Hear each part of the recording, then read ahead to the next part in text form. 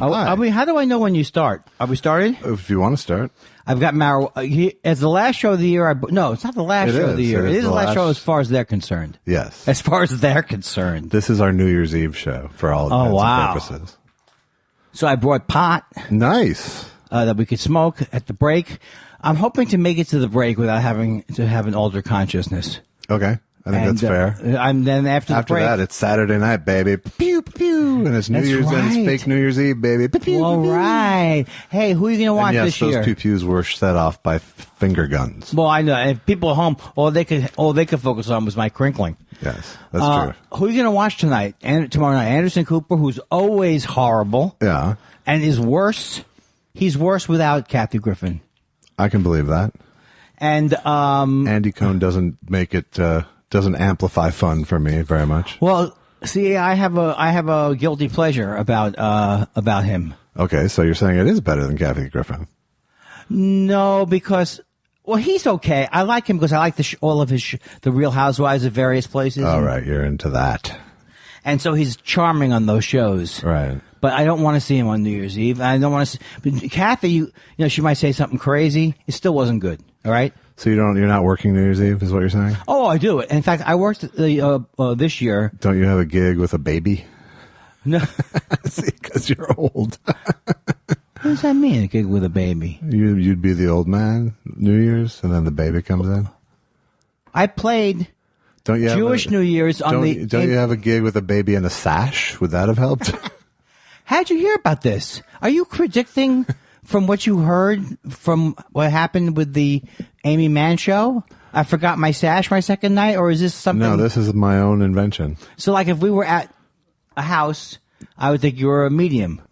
I'm an extra large. But Wait a second. Hold on. Do you have a laugh button? I'm pressing the laugh button. Woo! I still would have laughed for real at that joke had you not discarded it. Yeah. Yeah, because to me that's solid gold. Well, exactly. That's the chasm between us, really. I got my teeth back. They look nice. Yeah. Are those temps? These are temps. Okay, but they're nice temps. Yeah, and I probably won't get the real ones. And you know what I always say, Josh, and you can't see this at home, but never order them through the mail. Have we talked about this before? You just did the thumb to thumb denture gesture, I would say. Yeah, it was, yeah. The old comics would stumble and then they go, and they go, never order them through the mail. Right. Now you would have no idea what that meant. On so many levels. Right.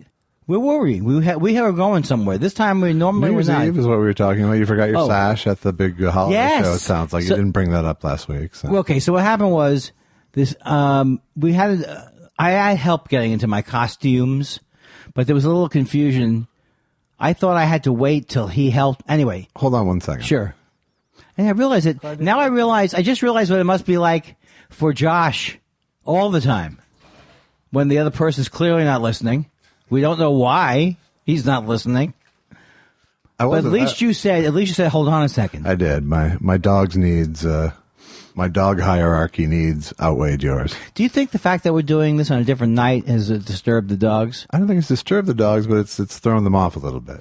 But it threw off your usual action that you have on. What night is today? It's Saturday night. SATURDAY night. That was my favorite group. I can't believe they didn't go further. REO Speedwagon? No. SATURDAYL night. The Bay City Rollers. Yes. SCT, RUDO, BBB, bang. That's all you needed in those days. You could be a rock and roller. You just had to spell. Askadu, skaketi, bing. YMCA. Another example. If I was to say to you, sis boom ba, what would you say is the What is Jeopardy? The sound of a sheep exploding? That's right. Is that what he did one night? Yes. Hey, last night I saw Letterman on there. Letterman, I think I even saw it before. Yeah. Letterman was on, it was 1979. Okay, so pre-show. Pre-show, and he had just been doing, filling in for Johnny. Right. And Bruce Dern was on there. Okay. And Bruce Dern... Was that like middle-aged crazy or something? No. What was he promoting? I think you're exactly right. You're 100% correct. I thought you were saying, did he go off on a middle-aged I think tantrum? that was the movie around 1980. Oh my God! Because all I knew from him was Coming Home. Okay, a great movie. Sure. And then I didn't see and then I saw him in Nebraska. Silent Running. Never saw. No, is that good? Not really, but it's one of the sort of inspirations for Mystery Science Theater. Oh, what do you mean? It was that bad a movie? No, it was about a guy in space with robots. Who? A guy stranded in space with robots. With Bruce Stern. All of a sudden, you had an accent I don't think I've ever heard. No, I think you had an aneurysm. By the way, I don't want to make you depressed, but I listened to This American Life. Uh-oh. And your people did a lot of slaughtering of the Indians. They called them Indians back then. My people being the Jews? Minnesota. Yes. Especially in southern Minnesota. Yes, near Mankato. So you know that because you're an intelligent person. Yes. They've tried to, what this podcast was trying to say is that they've kind of hit it. You don't hear about it in schools. It's not a big part of the Minnesota history now. Because it's not pleasant. No. I wanted to tell everybody that before we were here, how long do you think, I just learned this, how long do you think the Dakota tribe was here, or living here, they say? For about how many years? Before the white man. Before the slaughter in Mankato? Yeah, before the white man. Hey, who's up for a shoddy, who wants to sign a deal that's not worth them? I'm going to say 800 years. 1,000 years. All right. See?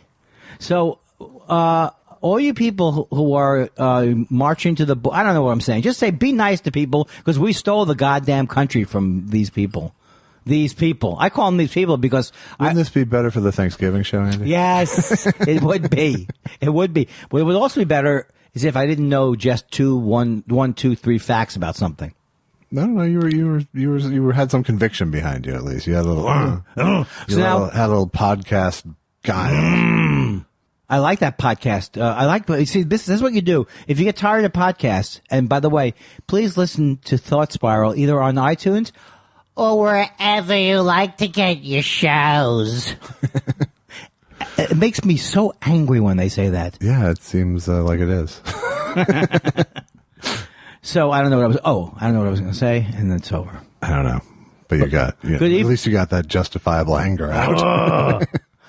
Good evening. Welcome. This is the last show of the year. Yes. I think I mentioned that I brought pot for the break. Way to the break. Josh and I told Josh I have a surprise plan for him. All he knows so far is we're both going to get naked. There's going to be baby oil. Can I keep my back brace on? Let's start there. Okay. How long has it been since the operation? It has been, I would say, 9 days since the operation. You're not known as a mathematical genius.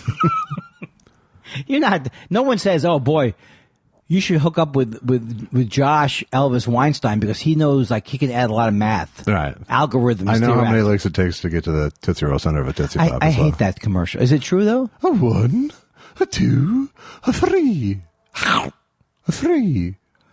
Why are you foisting on me some kid show you had to watch? No, I'm foisting on you a Tootsie Pop commercial from the 70s. I can't even remember that, and I remember everything. Mostly bad things. Mostly bad things. Everything. Yeah, I remember everything bad. I will try to put that horrible laugh you're doing out of my mind. But yes, exactly right. All right, and we're back. We're back.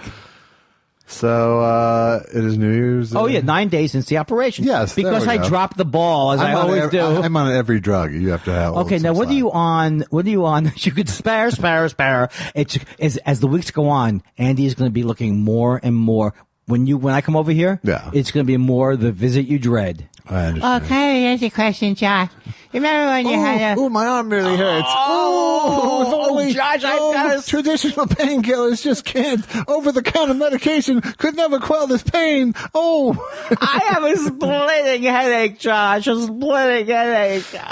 What do you have? You have anything? No, I don't think Excedrin's gonna. Josh. It could be brain tumor. It's a brain tumor, old savings and loan. Wow.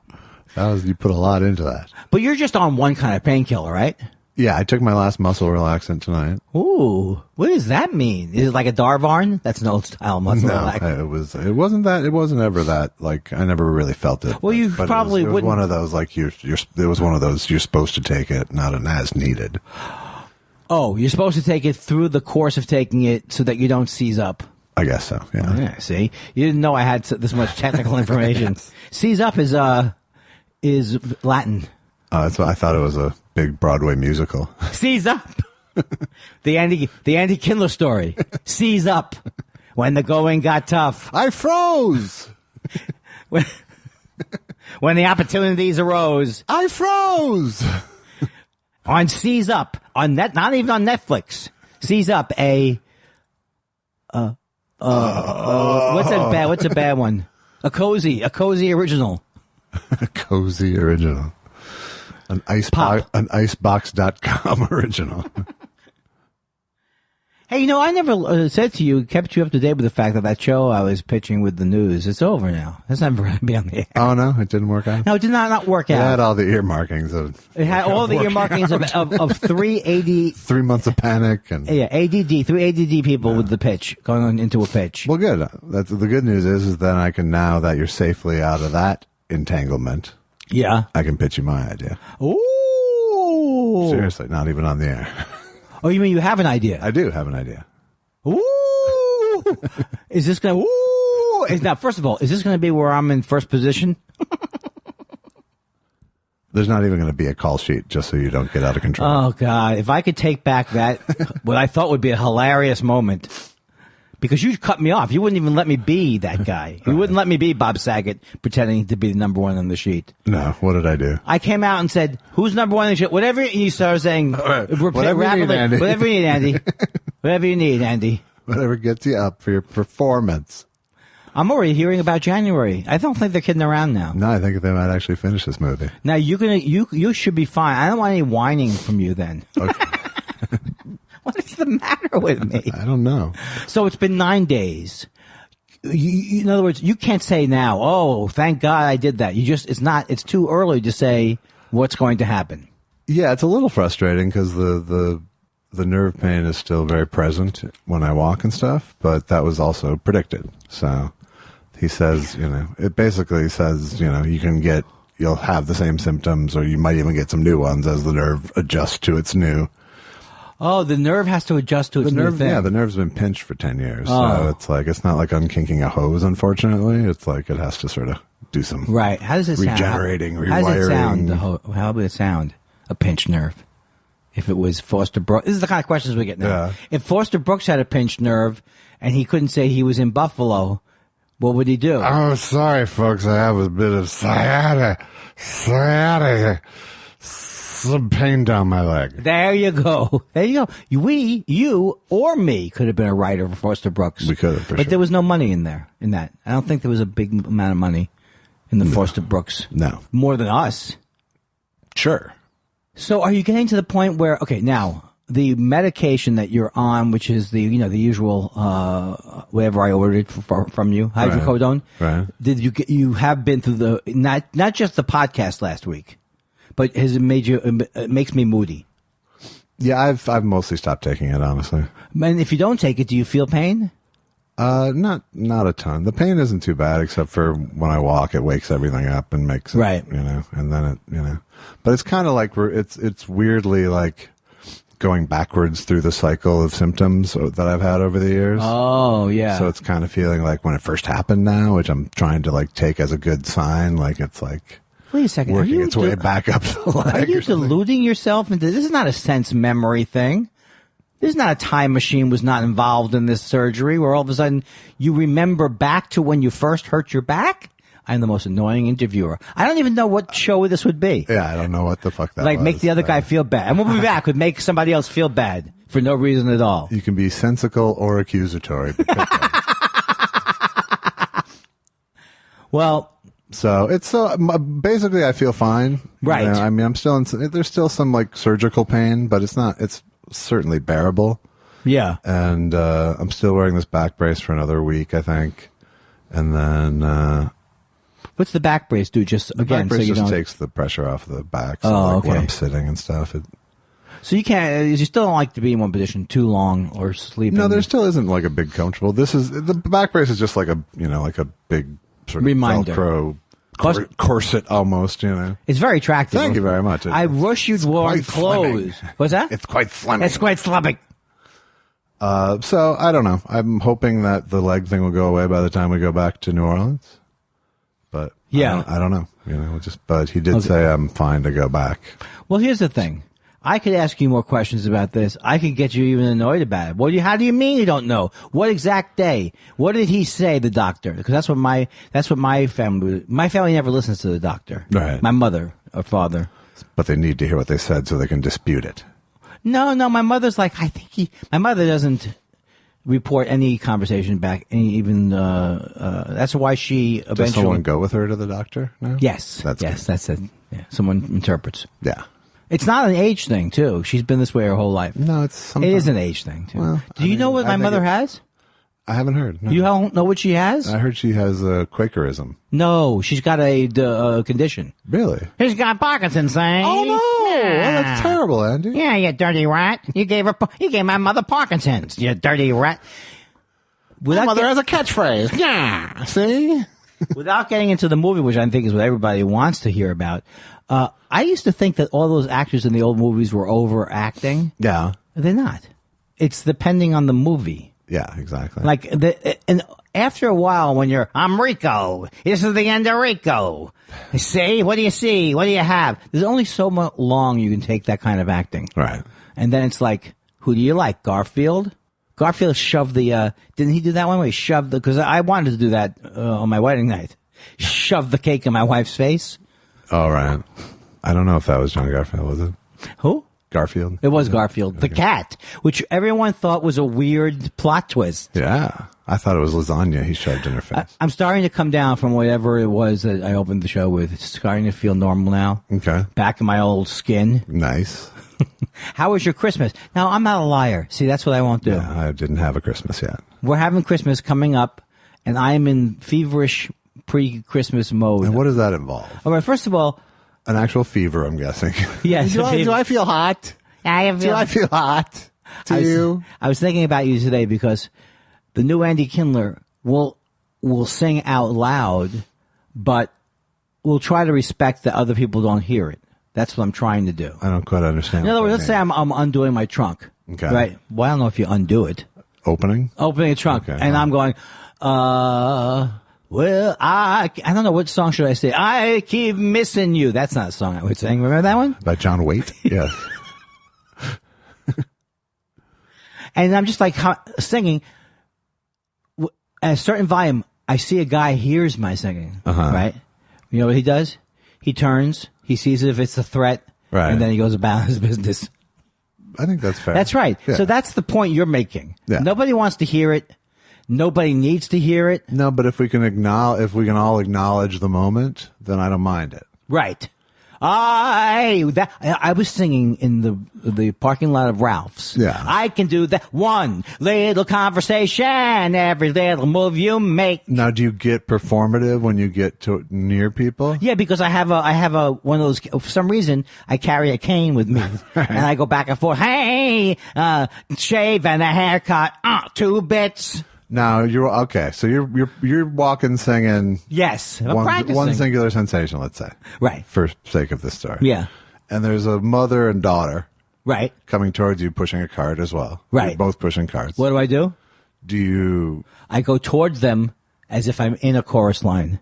I separate from whatever I'm doing. Okay. I go, who am I? Like I'm going to, who am I anyway? Am I my resume? And then if the daughter reacts, she cries, maybe I back off. Okay.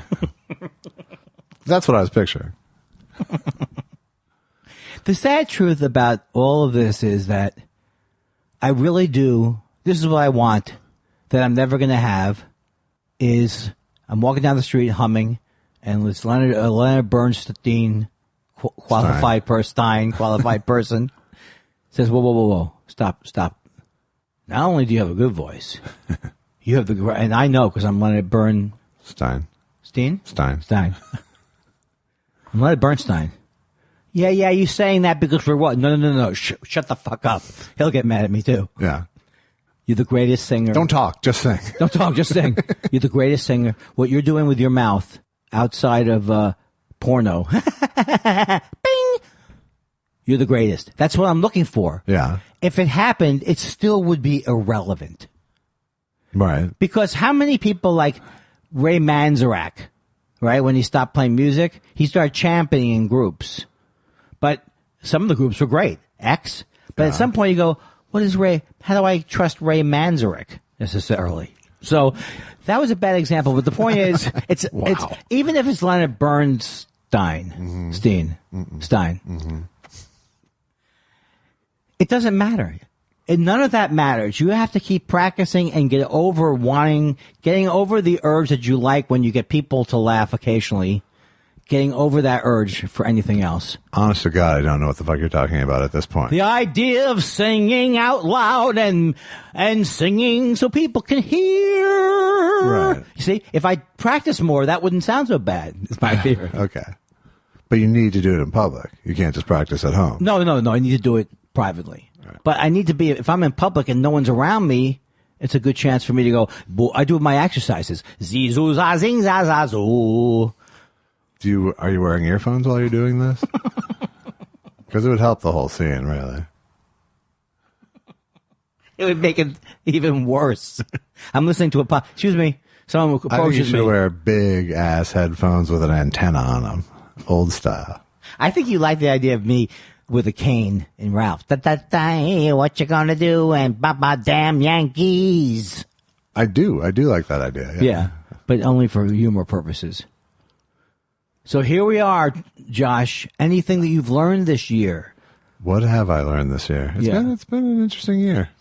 First of all, we're movie stars now. That was not true at the beginning of the year. That's true. Not true at the end of the year either, but 19, baby. Oh, it's our year. Let me tell you something. There's so much Oscar buzz. Yes. First of all, have you seen that Julia Roberts commercial for that horrible movie? Yeah. Is this Julia Roberts does that? It's like 4 scenes of her doing of going to 10 with emotions. Who wants to see that movie? What's happening to us? I don't know. It's pretty mawkish looking. It is mawkish. And what is that? Mawkish is like trite, or mawkish is like even. Mawkish is mawkish. I would say is the oversimplistic soliciting of emotion. That's perfect. It looks so terrible, but it's like, who wants it? I'm so tired of too much acting. It's a very Hallmark movie. It's odd that I would be tired of too much acting, though, wouldn't it? When you see me, I'm surprised I didn't come out on my shoes. I was exhausted just looking at dailies of you. You were exhausted just seeing how close to the top I came with every of the call sheet. Oh man, the call sheet. You did one better than that. You did a call back. And that's what keeps people coming back. That's right. So how much time did it take to get to, how much time were you in the dentist chair this week? Okay, so here, let's just. And then we can go back to what we learned this year. Okay. Let's go back to the dentist story. Okay. I was in the chair. I called the chair for 4 hours. Okay. Now, here's what he did. The 4 front teeth, a lot of people have been writing in letters. I'm just doing this, please, no more letters and flowers.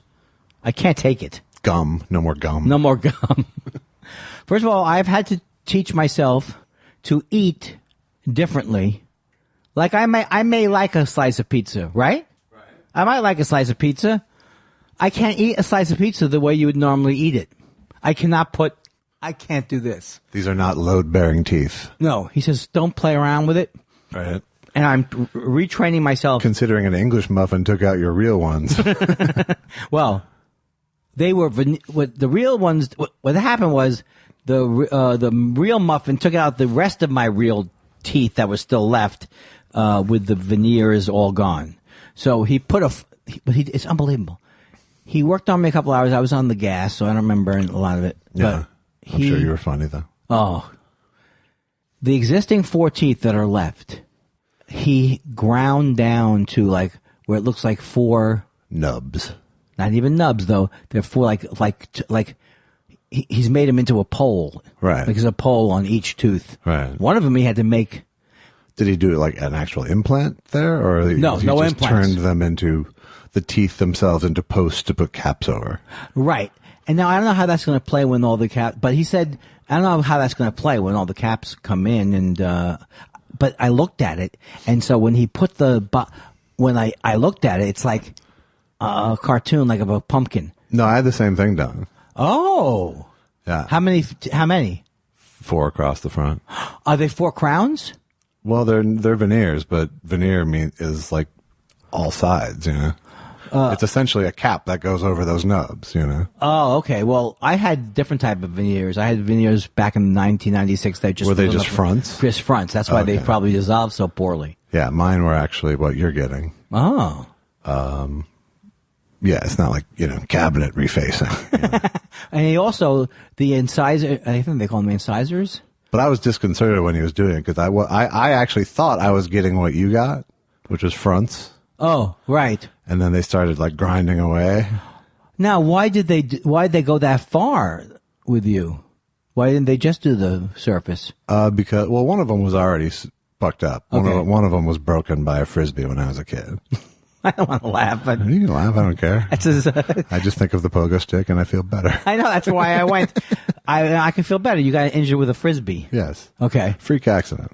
Well, I'm sure it was. And Yeah. you probably fell. No, I just It hit your I tooth. just missed.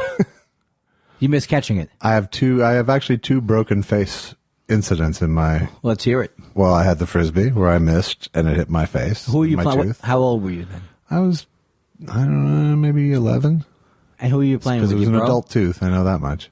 No, it was with. Unfortunately, it was with my parents' friend, Oh. like friend of the family. So Was he killed? So he felt horrible. Oh.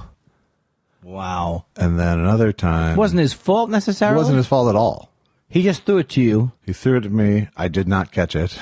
And Did you reach and for it? it? Hit my tooth. You didn't see it coming. No, I just missed. Okay. You missed. Yeah. I mean, you weren't there when. Okay, I'm sorry. So, was it painful? Yeah, it was painful. I think all that tooth stuff, because my brother lost a front tooth when he was a kid in the summer, like a day camp thing, and we sued or something. And he should have sued, but he only got like a few $100. But they can be unending problems Yeah. with your. When do you get the real? My teeth? dad was a lawyer, and this guy was an insurance agent, so it wasn't. Oh, like forget about it. They were gonna like, you know. Yeah. So has it been? So that did that bother you on and off until you had the? It came out at a couple of inopportune times throughout my. Oh, you put it back in What? the tooth that came out originally.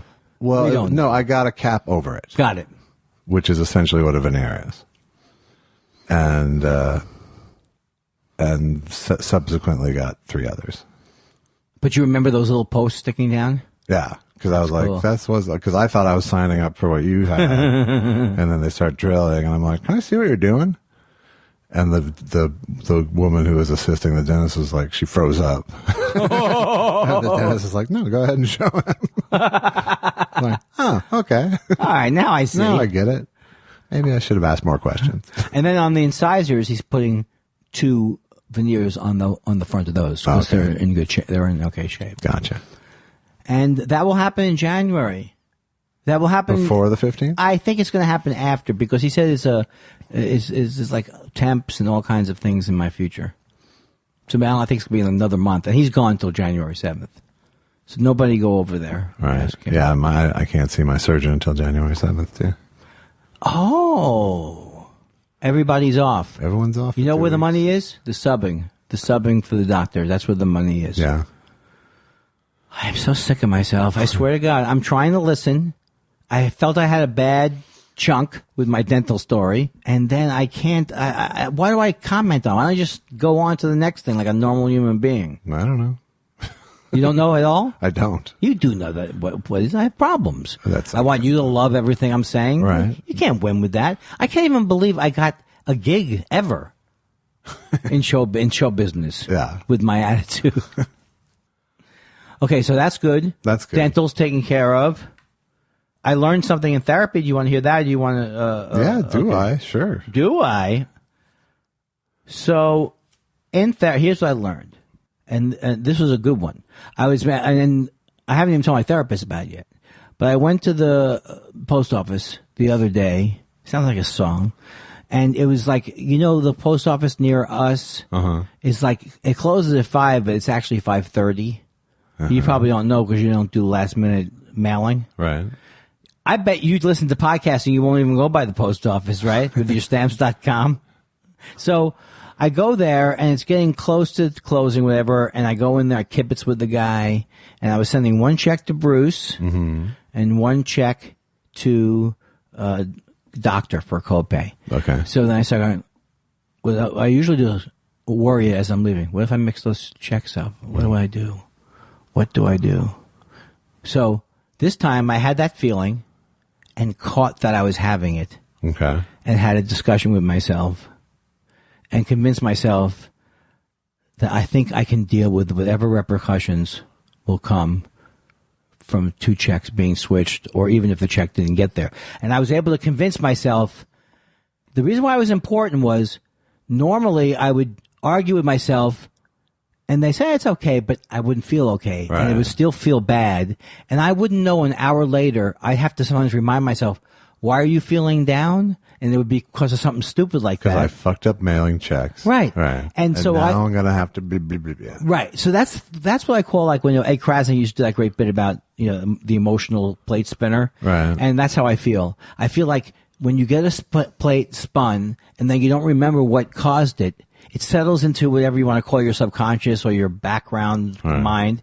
And you have a nagging feeling that something is wrong. Right. And that is been what's blocked me my whole life. It's sometimes terrible things happen, but a lot of the times it's just a number of OCDs building up, and then I'm just depressed or paralyzed or, Right. Right. So this was great. Very happy. That's good. I mean, to me, that's always what I talk about is if you're going to ask the questions, answer them, Right. Unless you have a condition like me, and sometimes those kind of questions, if I'm in the mood of, yeah, but what if that doesn't matter? What if they... No, but you gave yourself the right answer. Yes. The only answer. Right. Which is... I can handle it. I'll handle it. If something happens, I'll handle it. That's the only answer. It really is. That is the only answer. Right. So, I mean, that's how I get through life, is with that answer. Yes. But that's a normal thing. I mean, that's normal. If you're abnormal, like me... I don't want to call myself abnormal, but I'd like to get attention for it. And I know, because I was just praising you for doing something that was healthy, and now you're kind of backing off, like, no, but I still have problems. Nobody knows really what's wrong with me, why I can't take a thing, have a regular conversation. But they're running tests on it right now. Well, that's good. But so that was really good. That was really good, and I think that even though when things get hard, they seem like they seem stupidly insurmountable. Like, the thing is, you could never tell my parents anything that went wrong and know what would be the response.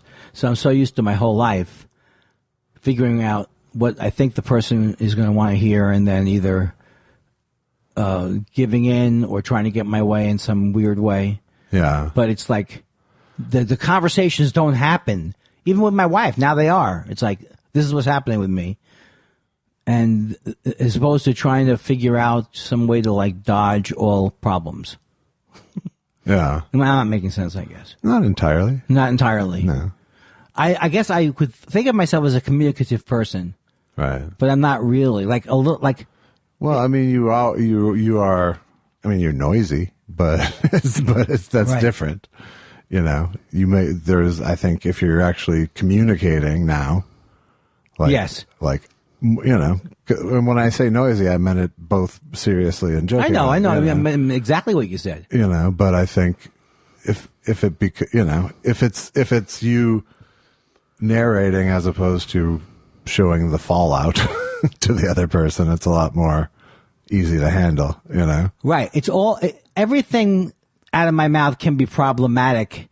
In other words, if in the example of, I'm sorry, I have OCD. I'm sorry, I have OCD. Right. Sorry about that. I have OCD. That doesn't work for the outside world necessarily to say, no, you can't rely on me because I have OCD. Yeah, that doesn't work. That doesn't work because it doesn't, then no one can give you any credit, kind of. Right. You're not giving yourself any. I can't give you any. Exactly. But if you're actually, if you're dealing with it out loud, that's fine. If you're responding to it defensively. Yeah. Well, that would be what I would normally do. Right. And that's the switch over. Is, yes. And not even realize most of the time that I was getting defensive. Right. Because my way of dealing with things really was like that old joke that Susan's dad told, and everybody told this joke about how you go to your neighbor to borrow a cup of sugar, and I go, oh, I hope he lends me a cup of sugar, and then well, he should. I lent him I still don't have my lawnmower back. Right. And then you build this whole thing. By the time you get done, you go, why don't you keep your fucking sugar? Right. And that tends to be how I would deal with things. Right. And like even with, I think maybe I told the story, but like when I did the Amy Mann thing, she said to me, didn't I send you the lyrics? And normally I would have just gotten would have felt horrible in my mind. Right. Got defensive. Maybe got angry at her or something in my mind. Right. Instead, I said, I'm sorry, I'm not prepared.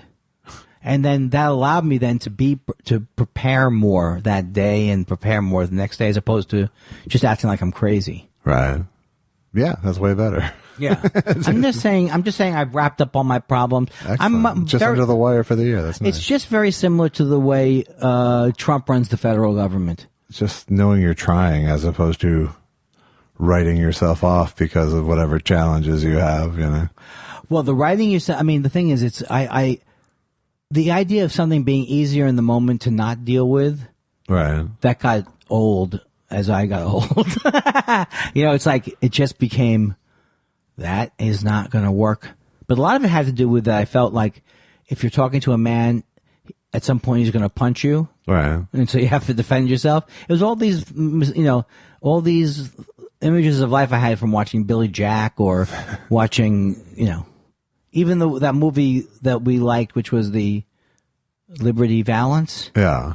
I mean, Jimmy Stewart slugs him in the mouth. He goes down. John Wayne gets up and he goes, you got a pretty good cut there, Pilgrim. I got to hand it to you. That didn't happen. John Wayne would have shot him in the face if he had slugged him. But that's the way we were brought up. I think not by my parents, but by society.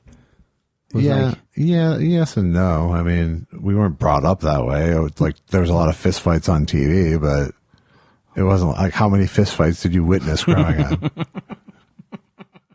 I don't want to get into it, man. I grew up a Reformed Jew in Queens. Yeah. You think it was easy? Yeah. Yes. Yes, it was. Well, I guess no.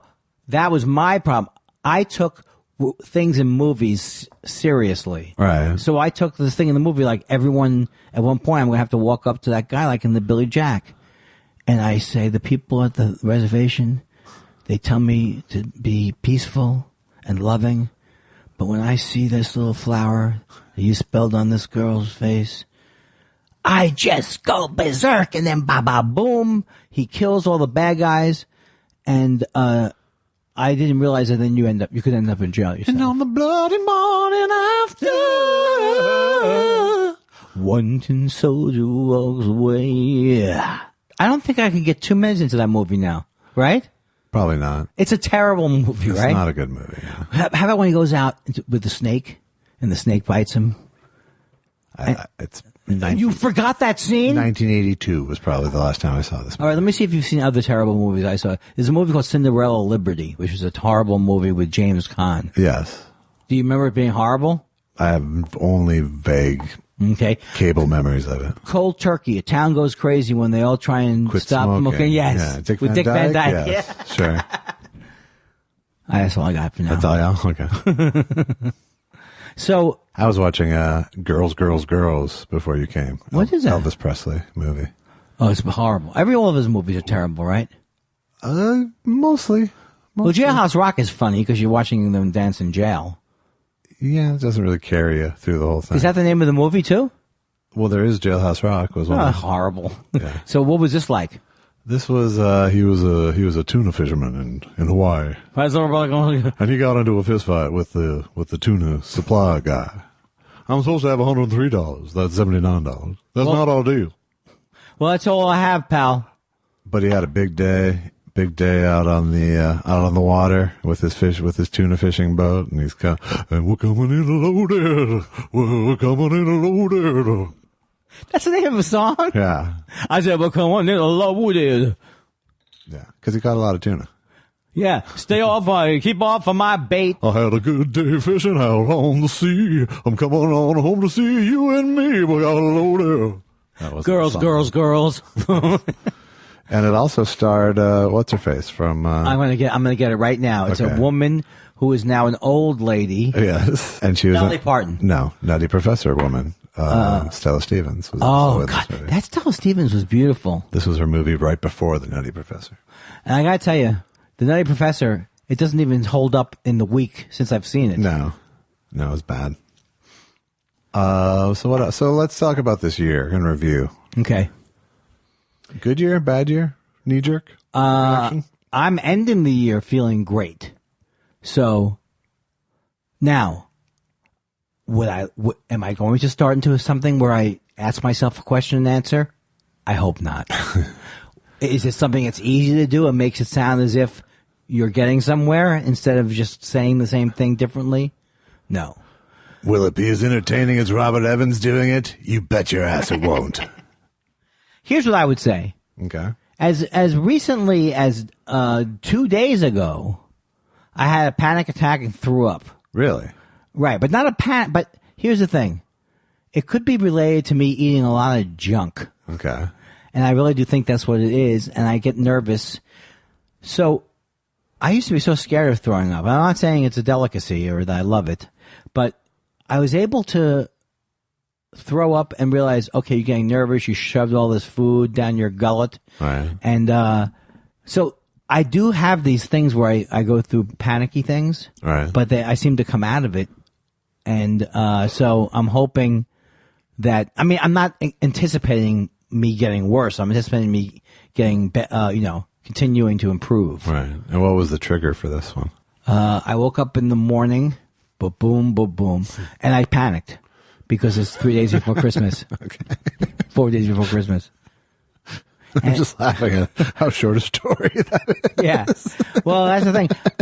The thing is, if I was in a panic mood and if I'm panicking and I said, how will I tomorrow be able to go to Brooklyn and do this show? In the moment I'm having the panic, it sounds like I won't be able to go to Brooklyn. Right. But if for some reason it doesn't play out that way. Right. It just plays out in strange. But I am concerned about, I have gotten sick like that a few times. I also have fallen, like the balance problems. Right. So, there is a part of me, there is a Marcus Welby side to me that's probably hypochondriacal. Yeah. Will it get worse? Will it get better? But in general, I know that I've never been happier. Well, that's good. So what about Christmas stresses you out? Well, it's both, Susan and I both have the same issues with it, like with family stuff, and we're both, where we have problems, we both have the same problems, which are organizational. She's an amazing organizer, but we both freak out from tasks that I have to do. So we over exaggerate how bad important the tasks are. Right. We run around like a chick. Like, for example, this year, I'll give you a perfect example. This year, I have not sent out a card yet. Right. And I don't know if I will. You shouldn't. You don't think you should? No. No one gives a shit. No one gives a shit. It's a total fucking waste of time. Christmas cards, holiday cards. That's what I'm starting to lean. Well, I liked it. Yeah, but if it becomes a fucking fucking obligation like that, and then what's the spirit of it in the first place? That's true. But I was hoping. Yeah.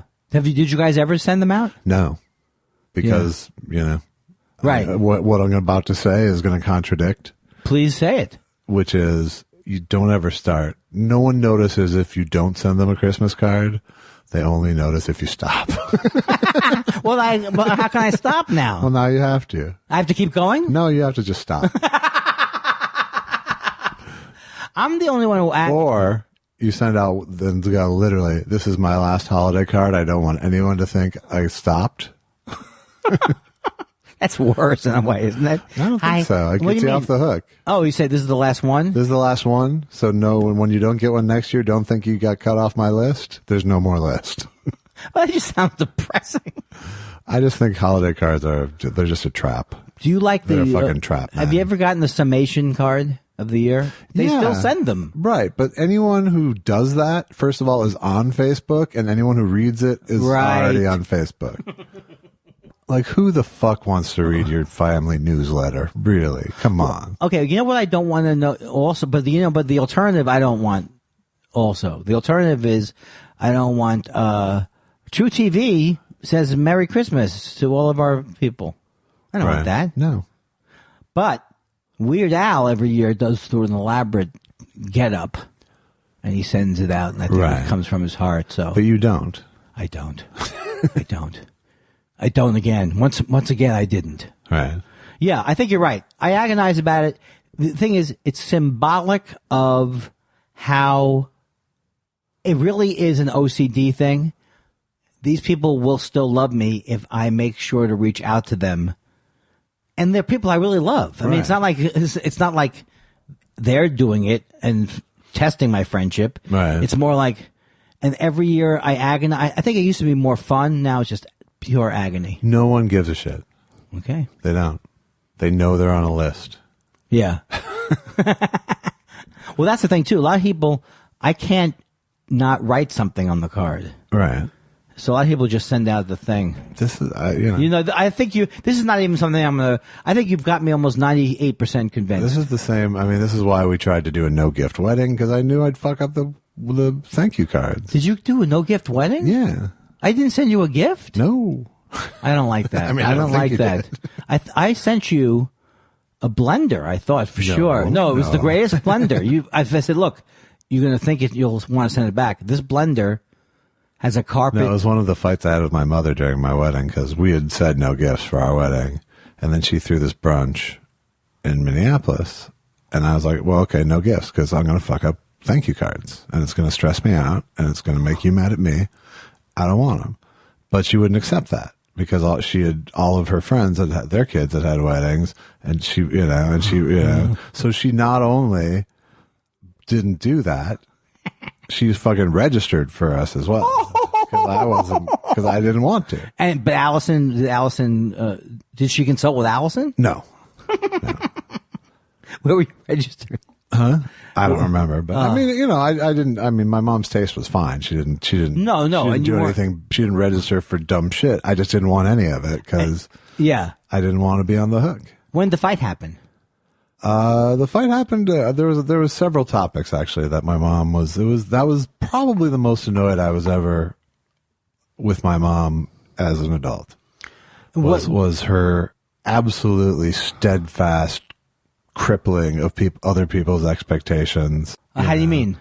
Well, like my it was important to her that my grandma came, her mother-in-law, after my dad died, but she was dreading it out loud for a fucking year. Oh, I see. So I'm like, don't bring her. I'll take the hit. I won't invite her. So she was being a martyr about my fucking wedding, and I just didn't. It's like I just wasn't having it. And it was all artificial bullshit. And did you have did you blow ups or not blow ups, but when you talked it out? No, because I always, I never let things mount up. I would, there was things that my mom and I were just at an impasse with. Really? Where we were just like, we were going to just have to let each other bully each other, essentially. Right. Right. I mean, in terms of the wedding or in terms of life? Just in terms of life. Yeah. It's like, even as simple as put a coat on, it's like, all right, fine, I understand you have to say that, but I don't have to listen. Wow. Okay, now, the reason why, that could be two things. You could have a parent who's too much on you about your coats and things. Yeah. Or it could be like with my parents, they were disconnected to everything. So I would get upset. No, my mom had an incredibly acute radar for every fucking thing around her and every possible thing that could go wrong. Right. So at a certain point, it's like I can either get mad at the checklist, I can listen to it and ignore it, or I can acknowledge that I'm listening to it and ignoring it. And that's what I generally did. And she would acknowledge that I was listening to it and ignoring it, but allowing her to say it. Sounds so pretty we both damn. got our needs met. Now, do you think we should talk about the movie now, or Sure. Okay. So The movie what was the movie we were assigned to see? I watched The Third Man, starring Orson Welles and Joseph Cotton. And It sounds like what they did a lot going into this movie was they didn't record room tone; they recorded room noise. Yeah. How was their soundtrack? No, it was good. I'm only kidding around. I just wanted to do that joke. Yeah. Because it's like in the older movies, and I think unless they spend money on restoring the print or something. Yeah. You just Well, we watched different prints. I watched the Netflix print and you watched a cable print. Is that possible? Yeah. Mine was S standard. It wasn't an HD, obviously. Yeah. Yeah, I mean, it's very possible that we watched different prints. But no, the sound was okay. I thought overall the editing was the weak link in the movie, kind of. I mean, it was a beautifully shot movie. Beautifully shot. Know, and it's the movie is The Third Man. It was 1949, set in post-war Vienna. And it definitely was one of those movies like Casablanca or Chinatown or Last Picture Show, even, where the location is very much becomes a character. Right. And defining of the feeling of the movie. And this is very bombed out, very stark. The people are all war weary and tired of being occupied by multinational forces. Four countries. Yes. I think it was France, Russia, Germany, and U.S. So it definitely had that kind of, anything happens in war-torn Vienna, Yeah. I also thought it was, I liked the way it was written. The dialogue was good. And I like things where he goes, it was written by Graham Greene. Now, who is Graham Greene? Graham Greene is a British author who wasn't like a screenwriter, but he wrote the screenplay, but wrote a novella as a study for the screenplay first. Oh, okay. Did he do something about Havana? Yeah. Little he Havana. Did Our Man in Havana. Oh, okay. I don't know I'm not familiar with it, but there is some amazing dialogue in the movie. I mean, the way it was, like, he goes, no, like dialogue. It's more like things that I wish I knew more about, where he calls him Calloway, but his name is Callahan. He goes, I'm not Irish. Whatever he says. I'm English, not Irish. Right. So it's like, those are things I love to hear those kind of things, because I would never, as an American, be able to figure out the difference between a Callahan and a Calloway. Right. So that part was good. It's weird. I mean, I think it was a really cool movie. I think it had, the score was all zither music. That started to drive Susan crazy. She watched that with me. The opening shot, is that of a zither? Yes. And Susan did inform me that a zither has many strings. Yes. But like a harp? It's much like a harp. Oh, okay. It's like a harp on a sounding board. It feels like the Larry David Curb Your Enthusiasm theme at times.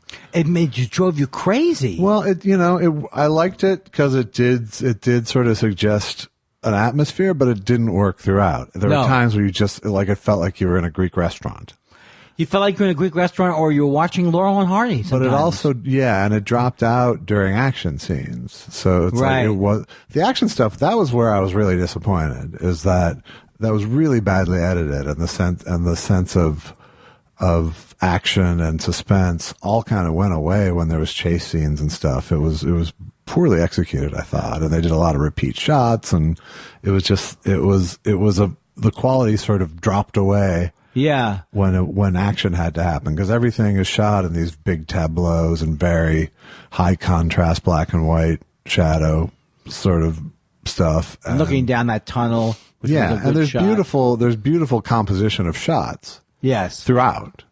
But when it starts moving and there's interaction and they don't have any music driving it, because the zither music clearly wasn't the thing to use. And, right. And the pacing of the cutting just isn't. I get lost in action things too, because it's not my style that much. Even watching the French Connection, I don't know what the hell's happening. Right. But if you can figure out what's happening, then you must be really aware when it's like I almost don't ignore. I almost ignore those parts of movies, and I am annoyed a lot of times in movies where I go, where are they coming? Where are they surrounding him from? How did he get into this thing like that? Yeah. And it was sort of. I mean, the whole movie was sort of impressionistic in the way it was look and its feel, and everything was at a Dutch angle. Yeah, that's what Susan was saying. Now, is that noir shoots that way a lot, or? Well, I mean, for its time, it was. I mean, that was to do it that much. It was a big stylistic choice. Yeah. And I understand. Thematically, it's a world that's off kilter, and everyone is crooked, and right. So it made some sense, but it's it's pretty. It's a huge choice to make throughout the movie the way they did. Well, I don't even understand what you guys are talking about, really, with the Dutch. Is it shaking or is it coming? No, it's shot at an angle, like the extreme example of it would be like the Batman show where things are I see. It's called a Dutch angle where it is not level with the bottom of the screen. It's shot. Got it. And that came from the Dutch, I assume. I have no Danish filmmaking, maybe. Probably not. Not. Oh, God, I wish one time I would. Probably it was some sort of ethnic slur. I don't know what the hell I'm. Yeah, but the other thing that he was able to capture great that way were like intimate conversations. Really felt like dramatic because of the way he shot too. I think there's some of that, and I also thought that the smaller characters had substance. Yes, they were cast well. Like Calloway, for example. I guess he's not the small. Who's the mean? That guy's scary. The guy who had the little dog. Yeah. Who was that guy? I recognized him. I don't know. I can look it up. I found the movie, as I always do, hard to follow those kind of movies. Yeah. But I also was fascinated because I'm always fascinated by anything that has a Hitler angle. Right. I like how Wilfred Hyde White. Which one was he? He was the guy who ran the Literary Society. Oh, okay. And it was just funny that he was playing an old man in 1949 and played an old man for the next 50 years in movies and television. Well, that was thinking, I'm not that familiar with Joseph Cotton, and I thought he was excellent. He's an excellent actor. He's an interesting actor. It's like, but here's what I want to tell you. To me, you can also see Orwell's ego on display. Orwell? I mixed that up. Orson Welles? Yeah, I can see why I would do that. But Orson Welles' ego was on display because the scene where he's first illuminated in the darkness. Right. He has a look on his face like, "Get me, I'm Orson Welles." Hello. Hi. Yes. I'm Orson Welles. You're correct. It's Orson Welles. There's a problem when your biggest star, like the star of the movie, comes in 3/4 through. Halfway through. Now, isn't that a Woody Allen thing too? Sometimes to do that. Sometimes, but it hurts the storyline when you know that. Oh, you're waiting for him. Like it's pretty obvious that Harry Lime is Orson Welles. Yeah. Would he have normally cast himself in the Joseph Cotton character? It wasn't his movie. He didn't direct it. Okay, now this is where I just realized something. Yeah. Where I actually feel like I'm a complete idiot. No. Because I thought that it had his influence on the directing, and he had nothing to do with it. Right? He did not. And who was the director? Carol. You know what my problem is? Is not a problem, but having grown up. Carol Reed, that's his name. Oh, I have heard that Who name. also directed like Oliver later on, and he directed a couple of other things that. In the time period I grew up in, there were even if I was incorrect about this, I always felt like Jack Nicholson movies and Dustin Hoffman movies, they picked movies very carefully, and they were kind of involved in. You could tell that they picked the movie in a way, so that's why I felt like this was like an Orson Welles-ish movie. I think there was Orson Wellesian influence, and right. And his story changed about it. I mean, this is me reading up about it at one point. Tell me. But there was sort of like. When the movie was made, there was sort of this implication that it was really Orson ghost directed it. Oh, okay. But like 10 years later, he was like, I had very little to do with it. And then later on, he didn't have much to do with it. And in fact, people just thought he was a pain in the ass. And you can tell he wasn't working that many days on the movie too. So he was, now, Citizen Kane, which I've seen about 40 times, some of it. Yeah. And I've watched it all the way. Joseph Cotton. Ah, do you love that movie as much as people love that movie? I'm not into it, Right. in the sense that I can't quote it chapter and verse. I've seen it probably 4 or 5 times over 40 years. I guess I'm trying to evaluate Orson Welles as an actor. I remember, when I was a kid, all these types of movies, I just assumed were brilliant movies. Yeah. I would never have questioned. I don't even think now I could know enough to question Citizen Kane. And I do remember it affecting me. Like, I guess I could sense the William Randolph Hearst story that was behind it, or I read about it going in. Or you just were like overwhelmed by knowing you were watching Citizen Kane. Yes. But do you think he's someone who's overrated, or is he someone who had incredible amount of talents and just was a difficult person? I mean, I think his best work is brilliant work. I think he didn't do a ton of brilliant work. What else besides Citizen Kane? Magnificent Amberson. Oh, okay. A Touch of Evil. Oh, okay. Okay, yeah. I guess that's why I confuse it, because Touch of Evil is like noirish, isn't it? Yeah. So that's why I didn't even look to see who directed this. So he also, this guy, Carol, what's his face, directed Agony and the Ecstasy. Which is the movie about with Charlton Heston as Michelangelo, and Rex Harrison as the Pope, and I never saw that. Is it good? It's pretty good, yeah. It's about it's basically sort of almost like a buddy comedy. Oh, Michelangelo. Will you finish that ceiling already? Well, here are 2 things I did want to say. Was one thing that was a little too obvious to me was when Joseph Cotton goes, "Yeah, can you have him meet me by this incredibly picturesque Ferris wheel over here?" I mean, it was like, sometimes it almost seemed like, let's go over here because it looks so great. There was a lot of just art shots. Yeah. Yeah. It's something that I don't generally like in movies, where it's like, I'm directing. Hello. Hello. But it was so consistent throughout. You know, every shot was sort of this gothic composition. Yes. You know, and the Ferris wheel thing, at least it was like consistent with his point, which is, and it was good. I want to be out in the open. Right. You know, I want this to take place in the open, so I'm going to go to the most.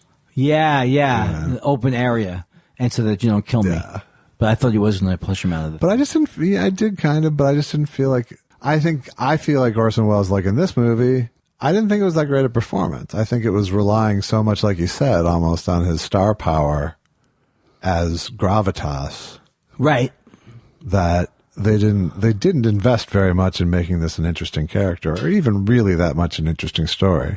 It's a really interesting film. Yes. And it creates an interesting feeling about this place and time, but the story itself wasn't that intricate and wasn't hard to figure out and wasn't compelling. And then you find yourself sort of almost with the wrong character at the end of the movie, you know, where it's like you're watching Orson Welles getting chased around when you don't really necessarily want him to live through this thing. Right. You don't have stakes in him surviving because they've spent the movie telling you he's a horrible person. Yeah, that's interesting too. I never thought of it that way, that you really want him, couldn't care less if he does, you want him to die. Yeah.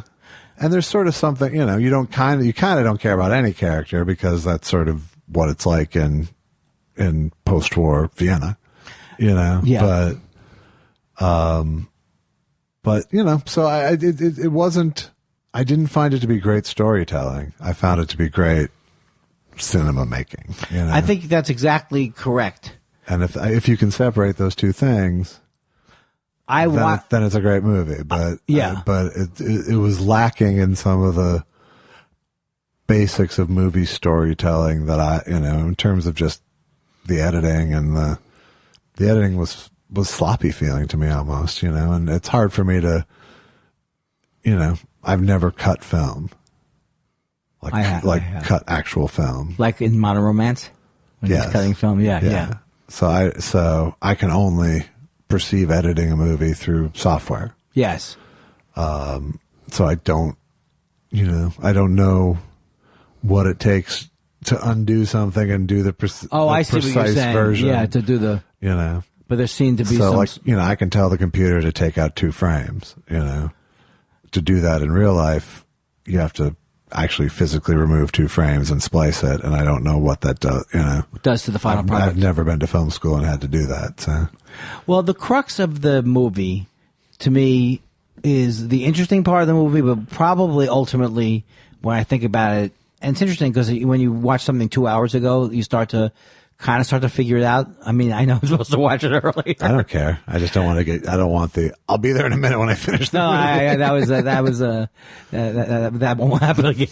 So the thing is that the idea of, like, I thought his acting in that scene where he's taking was interesting, where he's taking the chocolate digestible thing, and he confronts him about that woman, and he's so cavalier about it. Yeah, I thought that was really interesting to watch. And the idea of, do you embrace the evil or do you face off against the evil is also interesting. But I don't think it was dealt with. Like, at the end of the movie, I didn't feel much sympathy for why that woman liked Harry Lime. Like, why did she like Harry Lime? Yeah, we don't care because it's. I mean, forget it, Jake. It's Vienna Town. Yeah.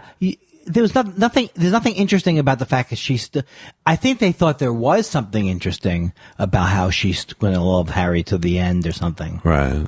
But you didn't know enough about him. That's the thing, is that they never took the time to establish the character as anything interesting, really, other than, hey, it's Orson Welles. Well, now I feel bad because I feel that Tony DeSanto is steaming. Well, Tony's an old movie fan. It's an excellent movie I don't know if excellent movie. Why do I have to? I'm not Siskel or Ebert. No, we're not on the hook to enjoy it officially but no, I mean, it has shortcomings. I think it was beautifully shot. I enjoyed seeing it, and I enjoyed that unique snapshot of time when Europe was all bombed out. But it's almost like a premise they didn't like when they were talking about how it was divided up. Yeah. I was like riveted, but they didn't really follow much about that. It was like they gave you a little bit of post-war this, right? But I don't know if you've ever seen this movie, which is an amazing movie, is The Pianist. Yeah. Yeah, it's like that movie. Well, 1949 was not a time where you were going to make a sympathetic Nazis movie, you know? Well, he wasn't making it sympathetic. And The Pianist is but how scared he is. Am I getting the wrong movie? The Pianist was what's his Polanski. Face? Yeah. But no, the thing about the scene where he's trying to assuage his family's fears. Yeah. I never had seen anything like that. Made me so scared. Yeah. And that gave me a real feel of what that place was like. Right. Whereas this didn't. It gave you little things. Yeah, but I think the whole point is everyone's dead inside. Yeah. That's kind of not a good message. Well, no, it could be a real message. It's a real. Then it's an anti-war message. Ultimately, it's just that there was just so much fatigue from all the shit going down that no one wanted to get involved with anything anymore. Yeah, it must have been a weird thing. Like,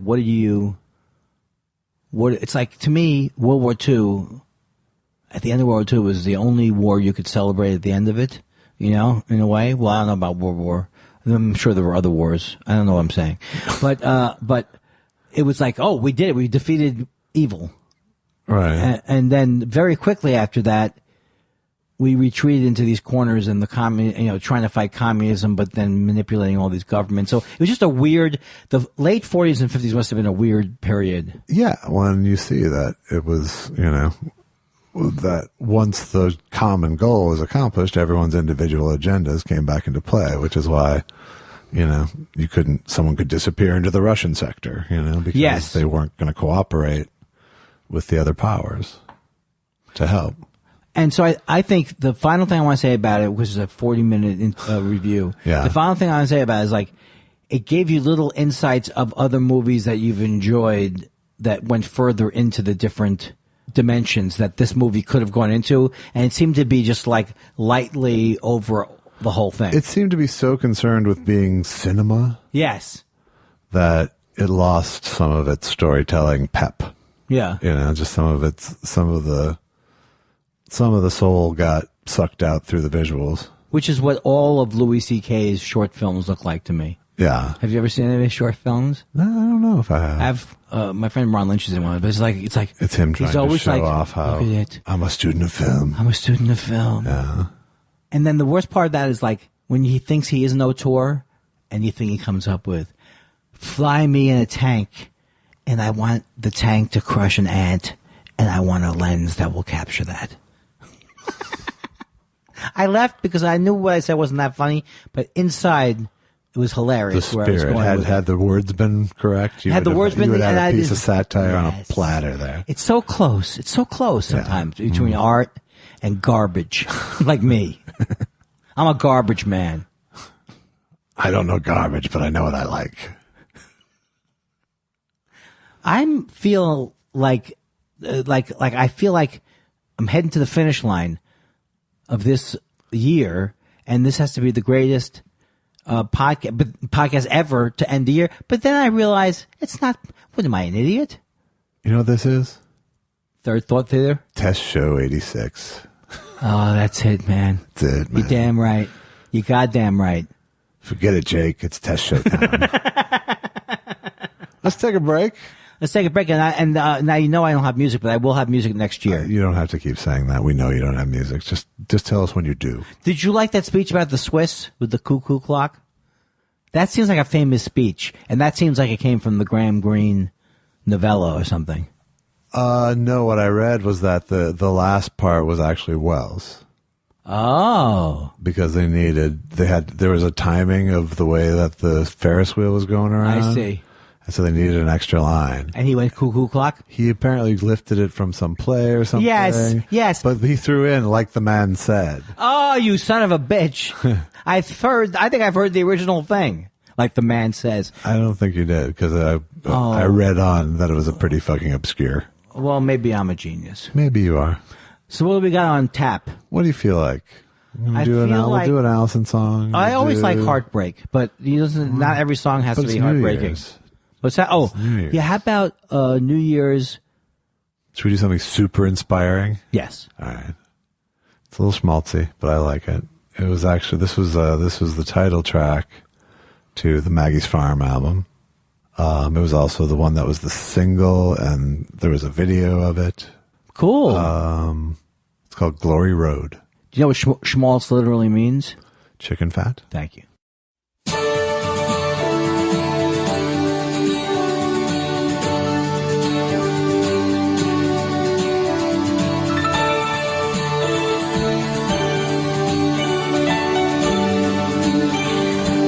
When trouble looks me in the eye,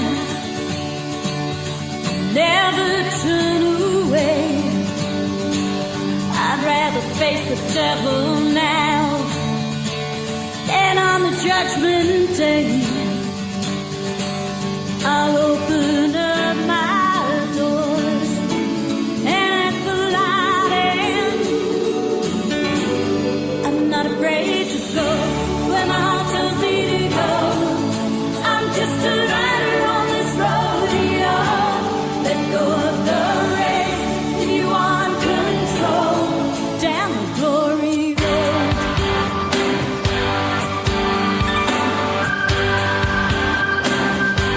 We'll take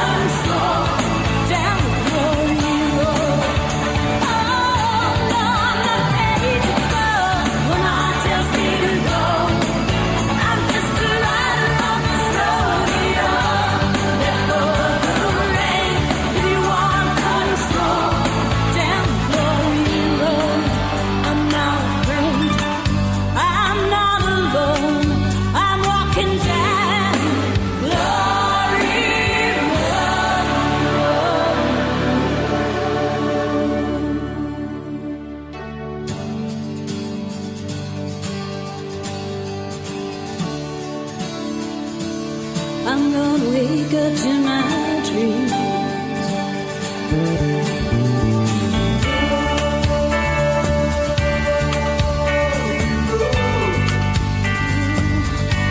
Gonna find out what it means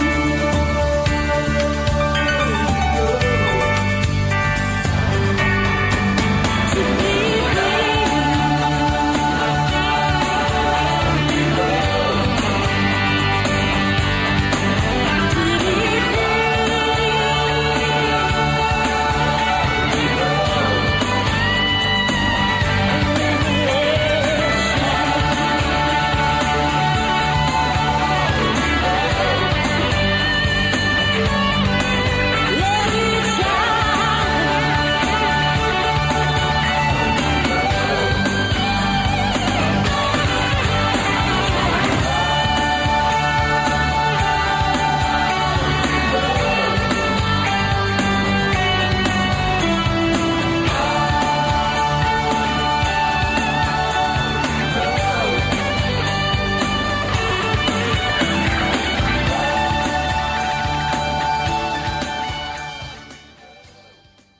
Oh, I thought you were waving me up because you had something better. I was just No, I just needed something clean. I needed a clean spot. I was just gonna say that was glorious. It's 65 degrees downtown. You can do better than that, though, right?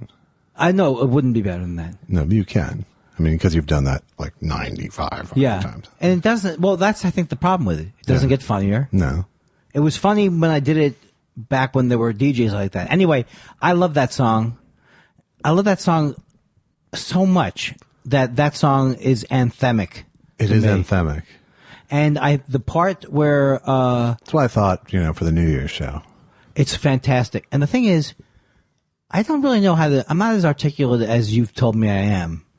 But I love Allison's voice so much, and it's it's something almost deceptive when you first hear her, because she's got it's not like she's doing a character, but it has a very strong personality. Right. The person who's singing, which is her. Yeah. And so it's when you sing that way, it's both confessional and it sounds like a choice, but like, I can't explain what I'm saying. It's not like she's going into a different character, but it's she's got a distinctive great voice, and it's right. That's the difference between people who can sing and people who have a great voice. Why don't you just tell me I stink? Well, I don't need to, do I? No, but then, well, you could say I'm not the worst. No, you have a very distinctive voice. So you like it? Yes. When I'm not singing, though, right? Better? Oh, you think I like the talking? No, but the thing about it, is like, I could see how people could not get, not get it immediately or something. Because you have to really, surrender to the music, which I feel I've done after all these weeks and stuff. Yeah. And then you're like, oh my God, you're in the world. I can almost hear the whole album that came on, which maybe I have heard a couple of things. Yeah. Or no? I don't know. I'm not sure. Yeah. I haven't played a lot of it. I love, there's great songs, but I don't love the production of that album. Right. Well, the thing where it stopped and started, that kind of reminded, I like that. Kind of reminded me of I forgot it existed, honestly. Yeah. I haven't listened to it because we've performed this song many times. Right. But we performed it without any of that outro stuff. And Yeah. it ends where it felt like the first ending was on that track. Here's what I think I'm trying to say. Yeah. There are a lot of people who are stylized. Mm-hmm. And so when you first hear Allison, you could think of her as singing in a style, but the more you hear her, the more you hear the technique is in service to her particular voice, which is not like anybody else's. Right. And so that's the thing that's like. So you're saying it sounds sincere. There's a whiff of affectation at first? No, because it's not affectation. No, it's not like, it's not that way at all. I feel bad if that's how I came across. I'm asking. I'm not. No, I'm it's not like, being defensive. I'm trying to. When you hear your favorite singers, it's automatically stylized in the positive sense. Like That's their own style, and you Right. hear their voice. I see that there's people that she could be compared to, but only in the fact that it's unique, not in the way that she sings. Yeah. So that's the thing. You know, it's almost like I thought of her as more of a formal singer, maybe. Yeah. But when you hear these songs, there's something about that song that just got me, and also how. Also the big fat joint. All right, you know, I tried to be a person here. Okay, look, did I go on for 3 or 4 minutes where it was boring and I was not making sense, and I sounded like I had cotton in my mouth? Yes. Did I take a nice moment at the end of the song and turn it into something weird and pot-oriented? True. And the third thing. Right. So, well, I'm glad you like it. We're going to move on. Are you going to kick me out now or something? We're going to move on, though. No, I don't want to move. Now you're tapping into that part of me that's a rebel. I agree that my wife has a distinctive and an original voice. And if you're interested in more of her music, Ooh, I like without that. so much postscript, check her out at AllisonMacLeod.bandcamp.com. Wait a second. I'm assuming you're going to cut out a lot of the dead spots, right? Of my going on and on? Maybe. We'll see. Well, then they won't know what you're referring to. No, they'll know. Cool. AllisonMacLeod.bandcamp.com. She has a couple albums worth of stuff there for sale, or just listen. And we get a slice. No, you don't. How do I not get a slice? You get no slice. How come Papa doesn't get a taste? I need a taste. Because it's all going to be reinvested into recording new stuff, All right. which will get you off the hook. Everything for you bringing in sound your like, stuff. everything you say sounds like a scam. Am I getting into that territory now? We'll see. But wait a second. That looked like you were afraid I was going to get into a nonsensical territory. When it could have just That's been a probably- humor. No, that's probably accurate. Yeah, but it could have just been a humorous aside or not so humorous aside. Well, that's for You're blaming it on the joint. There's nothing I can do now that will assuage you because you know, it's like a lot of people. I wasn't blaming anything. You were pointing out that I was trying to fill in the subtext for the listener. Excellent. I was storytelling. That's true. That's Because true. you showed the loaded gun in Act 1 with the I brought pot. I'm gonna get through the thing. That's right. So I was literally paying homage to Chekhov by paying off the loaded gun. Are we a 2-act show? Is that what you're saying? Yes. Okay. Yes. The second act's weaker though, right? Well, so far. Let's take some questions. Questions. Oh, I did finally write a song for the questions. You ready? Okay, sure. Hey, mister, you got a question for us? Huh? Then don't make such a fuss. Huh? Just write your question or concern to thoughtspiral@gmail. No, it's not on that. It's on Twitter, right? Yeah. Forget it. Oh, damn. You liked it before that? We'll get another take Okay, later. later. Yeah. It's great. Are you? I can't tell if you're double giving me the business. Not a single giving you the business Okay. there. All right, we're going. It's happening. You make it sound as if it's a big thing that you're opening up a department. I used to love when Letterman would say that. He go, "Have we opened the thing up yet?" Do you remember you that? loved it when Letterman did it, but I'm I a did shit. love it. I'm a piece of shit. But did you ever see anybody besides Letterman use that expression? Did we open up the thing? Or do you not even quite know what I'm talking about? No, more on that latter. Okay. Camp, yeah. Let's start with Perush. Perush. Perush says... Perush Hagofen, right? Perush? No. Perush Atah Hagofen. No. Okay. No. He's not Jewish? No. Oh, man. How would I know that I'm not like you, thinking every name, that's a Jew, like you do. Oh, you remember, you see that guy at Best Buy? It was a Jew. I am going to go through my slow burn inventory tonight, aren't I? All right, well, I'm done. I'm done making you slow burn. Perush says, I am going full Wisecarver here and will say thanks for doing the podcast and dropping a test show every week without bailing, even going to the extent of recording Skype-ins, hotel room podcast, onward to 19, looking forward to cackling in the front row at Moon Tower. Thank you, Perush. That is a very nice thing. And, I really feel happy that we've done it. It wasn't always easy, because It wasn't always easy. No. But It has been a chore some weeks. it's been a chore, mostly for you, of course, because you have to work. But the idea that we we wanted people to have something every week, it feels good. There's been a string of things where I've been impressed with, like, the weight loss for me was like, I can't believe I followed through that much. This podcast, I can't believe we followed through this much. Like, really? Like it was like there's somehow a grown-up discipline built in. That's starting to set in my late 40s. Oh man, it's amazing. By the time you're 50, you're going to be Erdogan level. Is that his name? Erdogan, yeah. Erdogan is a record label executive. Ahmet Erdogan or something like that. Erdogan. Island Records. Just no. shut up and shoot he me. wasn't Island. Please shoot me. Would you fucking kill me? I'm asking. Here's Atlantic. Oh, that's right. And yes, I will shoot you by the end of the evening, I'm sure. If I die tonight. So here's here's what I think suspect happened tonight. As I'm looking through these, I wrote, send us your questions, comments, or New Year's wishes with the hashtag. It's all New Year's wishes. It's not all New Year's wishes, but I think I didn't really mean their wishes to us. You're unbelievable. You screwed this job up completely. And I kind of wanted, there are more resolutions for themselves or wishes for the new year. Right. But they sent us well wishes. So if you hear me reading praise emails, that's why they're there. Oh God, I wish we could have done without that explanation. We're going to cut this fucker short. I have a feeling. Do you think we could you could actually get mad at me? Yeah, I think I could.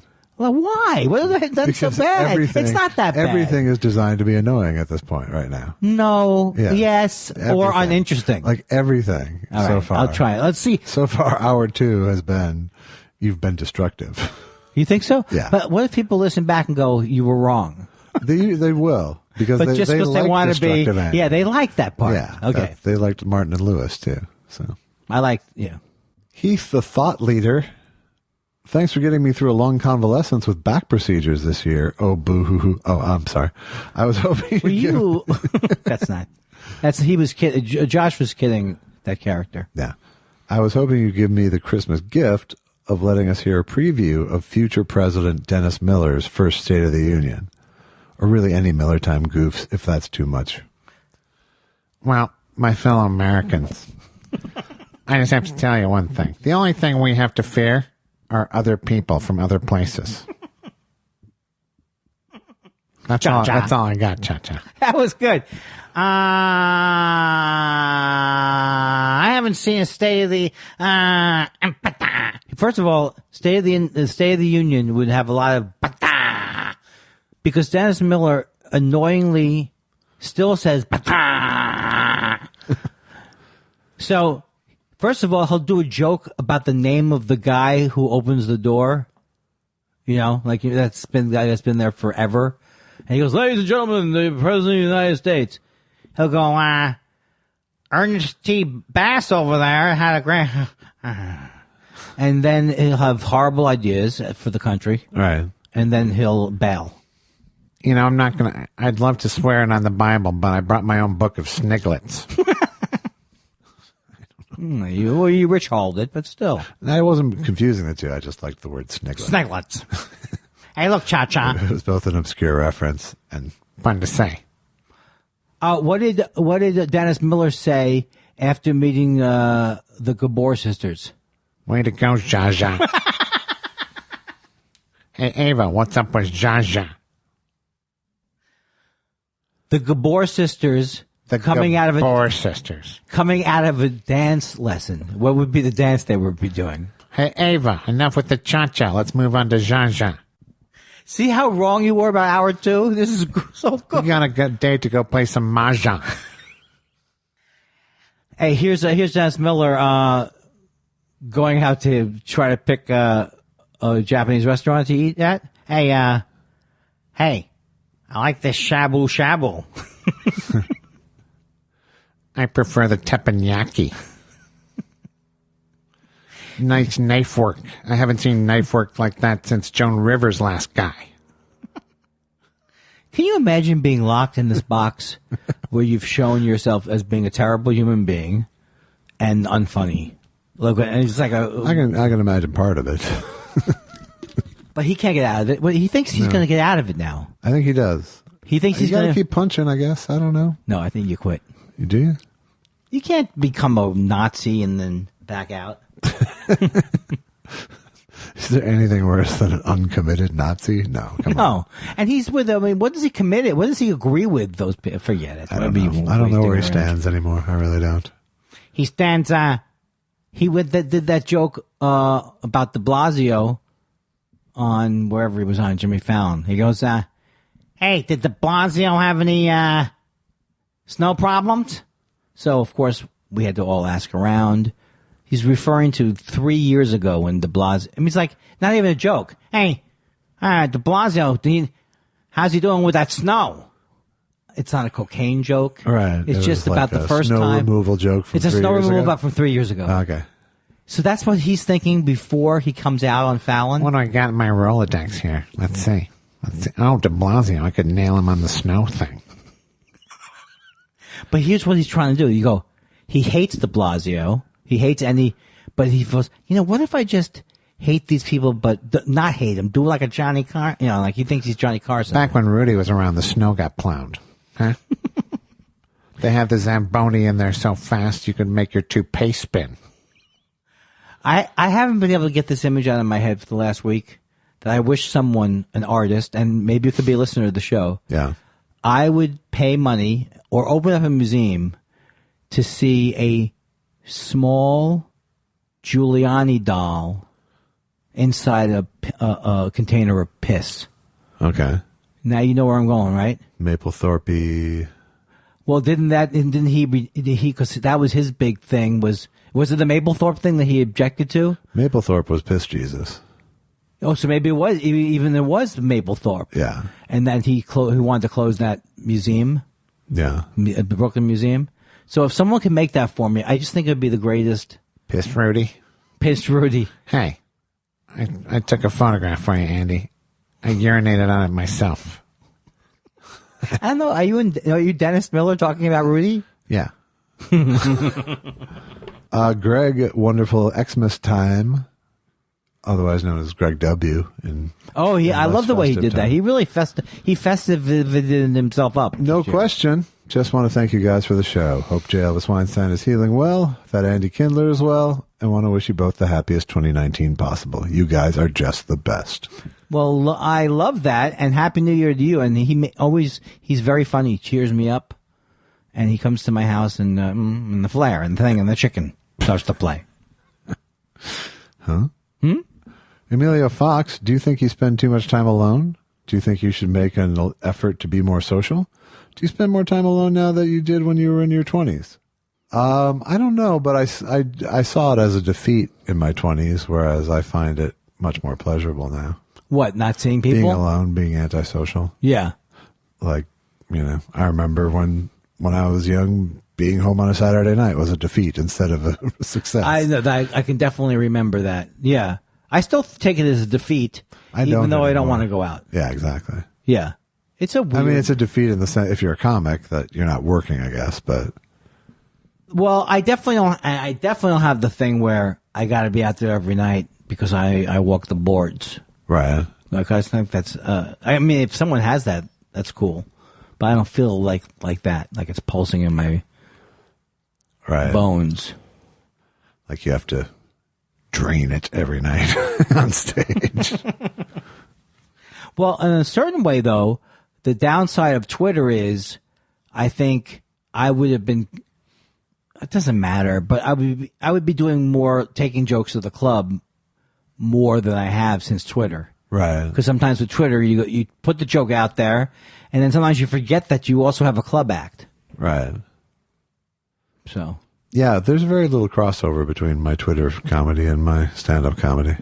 No, I'm talking about the time drain, though, for me. In other words, if there was no Twitter, I wouldn't even be thinking about. I come up with a funny idea, it would go right into the act or wherever we would go. Right. Now it's almost like, is this good for a tweet? Why don't you write something that lasts longer than 3 days, Andy? You know what I'm saying, though, right?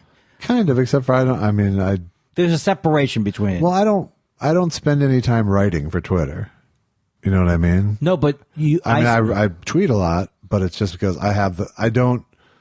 it goes thought tweet. Right, but before Twitter, I might see this. I see this thing on the news. Oh, well, that'd be funny to talk about, and I would try it on stage. Sure. The process of, that was a good tweet. That was a good. There's something rewarding, but it's unrewarding. I wonder if it stopped me from being prolific. I don't think it matters. Were you prolific before Twitter? No. Okay. That's good starting. There's your control. Actually, I like to fancy myself as being prolific in terms of I always feel like I'm plugged into whatever it is it's like I don't, just fucking kill me. Kill me and then put me in a hole. I do understand what you mean about Twitter, though. Yeah. Is that part of writing a joke is knowing if it gets a laugh. And so if you get enough of that pent up energy, you got to go do a set. Yes. But if you keep off gassing that energy, that's exactly onto Twitter, right. it doesn't motivate you to go want to find out the answer another way. Also, bits that would be good developed bits. They stop at Twitter phase. Yeah, Right. exactly right. Twitter phase. When do you have good developed bits, though? Come on. Josh. When have you written they used to call me the second doctor. paragraph the doctor, of a joke ever? A lot of people, you'll come to see me for the structure, and you'll stay because you're hoping it gets funny again. Right. I mean, yeah. What? But in terms of Amelia Fox's question about being alone and being more social, I don't know if there's a right or wrong. I mean, I think it's wrong to self-loathe because you don't feel like going out, But I also think if you're feeling isolated, you got to do something to alleviate that as well. Yeah, because there's a loss of I had to face a loss of intimacy in my life in general because of the OCD, and I'd be, just like all over the map. So I think sometimes there's an intimacy, like when you stay in your house and you tweet, that's fake. Absolutely. And it actually makes intimacy harder in real life. But I know what you're saying. I don't like parties, but I like conversations, and I like going over to someone's house. So it's like, I think I kind of see myself more like the Jew who meets you and Joel every Saturday, like the tradition of Chuck McCann. Right. I like that. I like that kind of thing of. And I'm very active, like making sure lunches happen. I went out to a couple lunches this week just to get out of the house, and I like maintaining friendships. That's good. Yeah, you're very good at that. But I don't seek out social situations. I don't. It doesn't nourish me. It drains me. All I'm saying, which I'm not disagreeing with you or saying anything different, is the less I have the OCD problems and the ADHD problems, in general, the things of life can be more fun. Like, except I didn't have, when I went to that Saturday Night Live party, that was not fun because I was definitely, I want to meet somebody and I want them to like me and I want them to, I was really suffering from that. Right. So, but I have gone to parties where I've had great times. It's so the exception I know. for me. It's so, and it's not even torture for me, but it is dread. There was a time when it felt more torturous to me. Now I don't. Now I can handle it. And my body doesn't always revolt in flop sweat like it once did. But I need to have real conversations with people to have it be nourishing in any way. Well, we have a real conversation once a week. I know. And it's nourishing. And also, the thing I like about it. The money? What am I doing? Mime? I don't know. No, what am I saying? Cha-ching, cha-ching, cha-ching. Right. I will admit, because I've been feeling bad about this, we have profited this year. We each made $75,000 this year on the podcast. Congratulations, Josh. Thanks, Andy. Aaron Raymer, New Year's wish. I hope you guys bring in lots of cash from this endeavor. See? Yeah. I could help by going to Zazzle and buying something, but I'm too cheap. Thanks for the free show. I know where this person's coming from. I really do. I find it very hard. Like I want to. There's a show called In the Dark, which I really like, and they're getting this guy. Maybe the Supreme Court's hearing his case. I've talked about it before. He was tried 6 times, and so much racism involved in it. So I kind of want to be able to tell people support that show.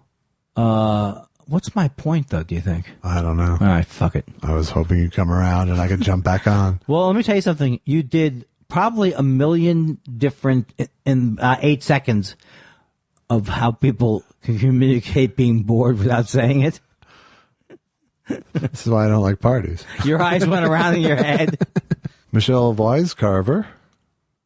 Any special? Hi, Michelle. Any special food or drink you guys like to enjoy on New Year's Eve? I make sauerkraut spiced with hot paprika and some good kielbasa and drink a fine lager because she is Michelle Weiscarver, Frau of the Internet. Best wishes for a happy, healthy, and prosperous New Year. And I have high hopes for a live show, she says. Oh, cool. Right back at her.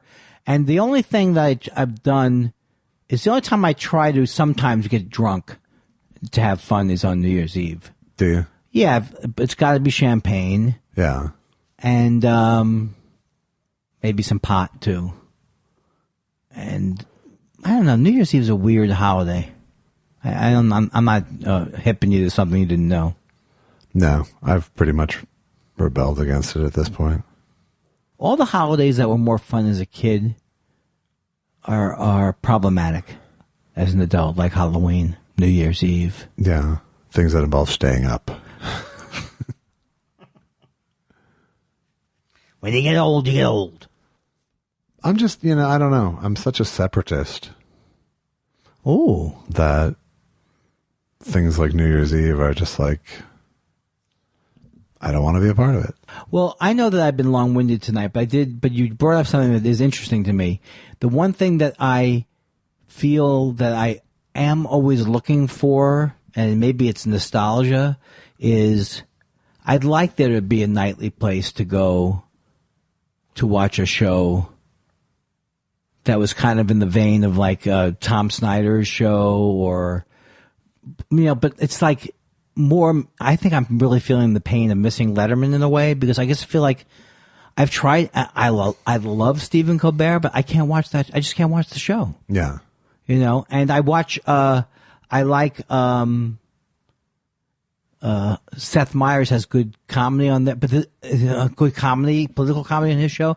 But there's no show that I feel like watch that, and I feel like that part of like the whole nation's going to check in with the Today Show or I like the image of that. Right. But maybe the closest is Brian Williams' show.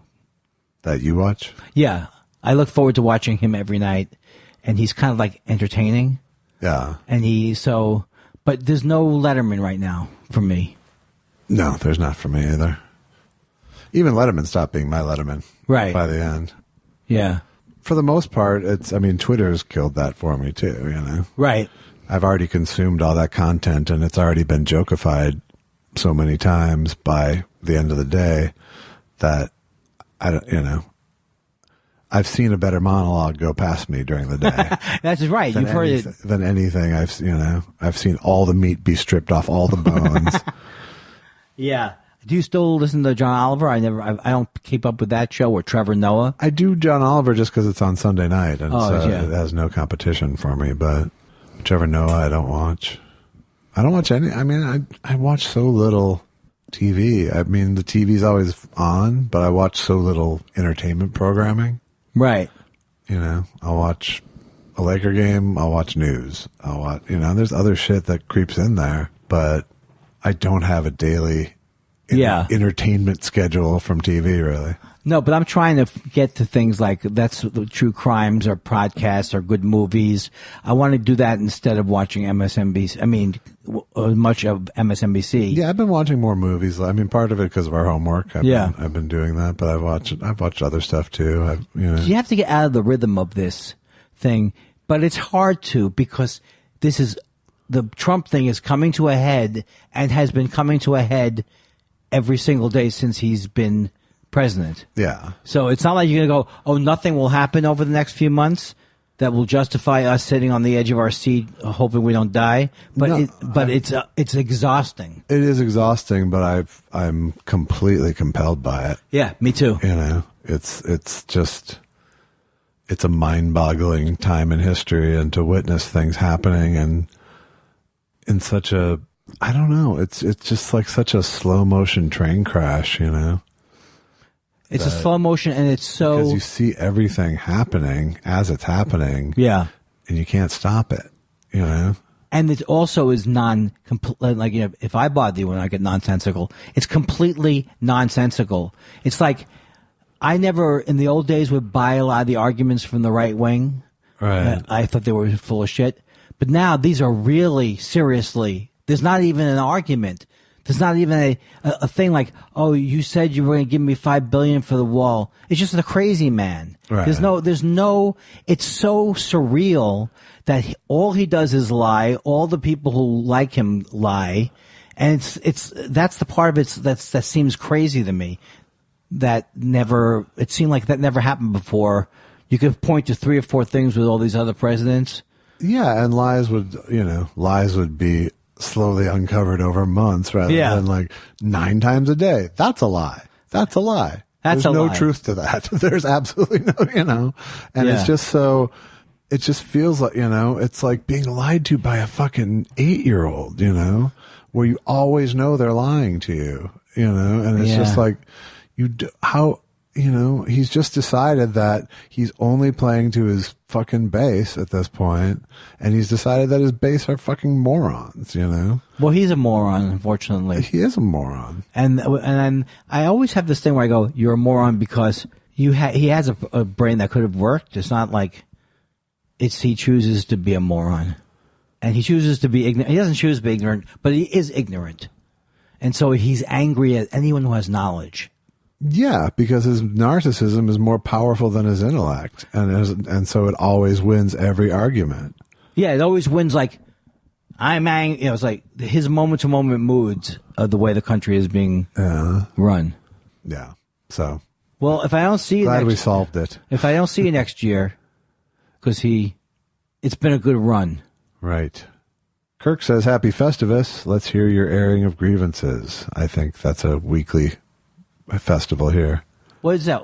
Thanks for a great show and Happy New Year. Happy New Year. Did he say what about our gripes? He said, let's hear your airing of grievances. Oh, I think Festivus, we've done. We've tried. I think so. Oh, Festivus. I missed that. That's the thing from Seinfeld. Yes. Cargo 21 says, oh, okay. This is a full on, Jose Feliciano. Request? Well, not a request so much, but a force almost. That I noticed that changed your back posture. Prospero anno y felicidad, hijo. If you fry now, I know that you can lend a New Year's hand, because there's good in every year, and your January has almost begun. You can see the international deadline if you try. I know things will be better for hijo and the 2019. Was that written for you? Yes. I like it. That was verbatim. I like it. I don't know if they actually read through it, but. Do you know that I toured once as Vern Batum? Since you didn't like it, I'm going to write it down. That's good. I wrote a Rodney Dangerfield joke on Twitter today. What? I get less respect than the third sentence of an email. That's good. That's good, I had to say. Rick says, does Andy remember playing the White Rabbit in Indianapolis a year or two ago? If so, how do you feel about that stage room for comedy? Thanks for making Mondays great. Here's to 52 more test shows. Well, thank you. I remember loving the gig there. I don't remember what the room looked like, and I think it might have been the night that I almost fell off a bar, not a bar stool. We went to get ice cream, and I didn't realize the chair didn't have a back. Yeah. And I just almost... one pill made you small. Exactly. I don't remember. I know the name of it, and I know it was fun. So I'd love to go back there. Thank you, everybody. Dana Schwartz says Mr. Kindler gets visits from 3 ghosts on Christmas Eve as Huell Hauser narrates. I'm so sorry. Happy New Year to all and to all a good night. What's the premise? Andy Kindler Yeah. gets visits from 3 ghosts on Christmas Eve as Huelhauser narrates. Well, he wasn't sleeping very well. What? What's going on? Then a man with some cobwebs on him came in the room. Well, you might be just a bit of undigested beef. There's more meat to you than... He said, I'm the ghost of meals past, and yes, I am just undigested beef. Can't you... I'm going to go to sleep now and wait for the other 2 ghosts. Another ghost came in, and he was wearing very contemporary clothing. Are these the things... I asked the one ghost, I says, are these the things that could happen, or are these the things that will happen? That's fantastic. All right, that's enough. I like it. Chaotic Neutral says, are either of you planning on following the Jewish tradition of going to a Chinese buffet next Tuesday? First of all, I don't like a Chinese buffet. And you know what else I don't like? Well, he's following the Jewish tradition of complaining about the food. So. I also don't like an Indian, but when you want to go, I don't like Indian food that much. I mean, I don't want to be an idiot, but I don't tend to like it. But I don't like it if it's all you can eat buffet. Right. Why don't you just tell me if I'm on the fence about food? Well, it's going to be in a chafing dish for hours. Right. I'm with you. I'm so anti-buffet. I know. Always have been. I don't mind it in Vegas a couple of times, but then that runs its course too. Yeah. Peel and eat shrimp. Yeah. What am I, Seal.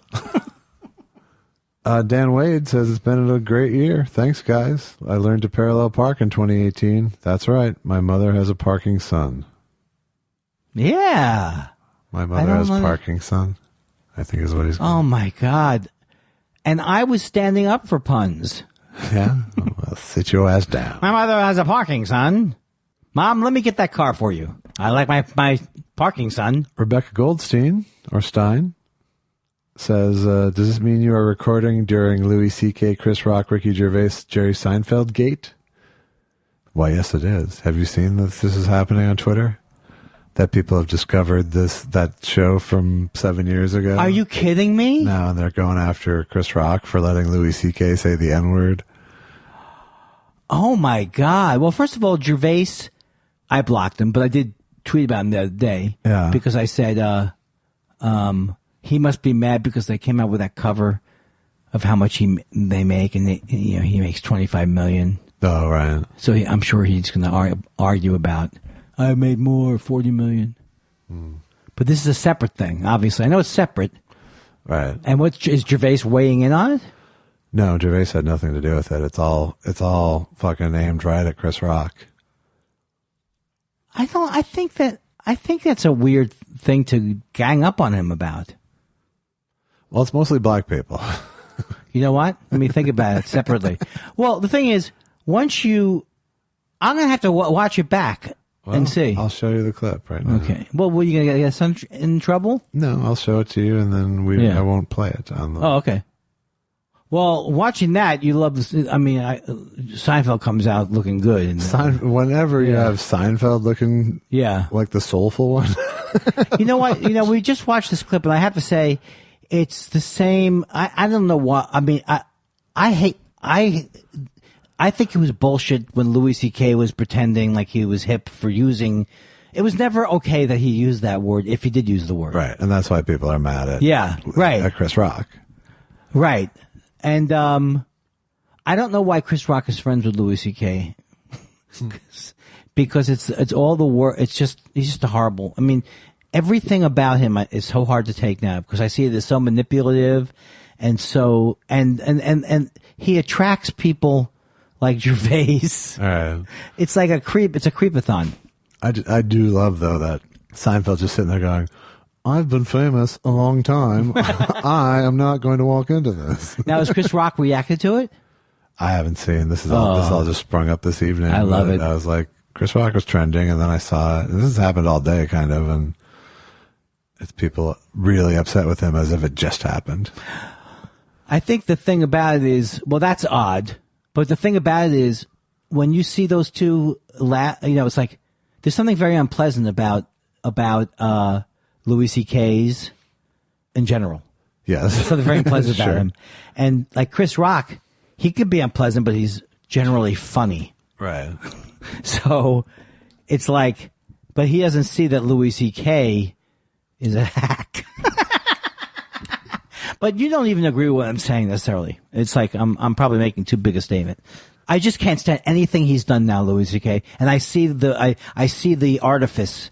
Is that the right word? I see the gimmick to it. Right. Like, didn't he go on and do some kind of joke about child molesting or something on the last time he did Saturday Night Live?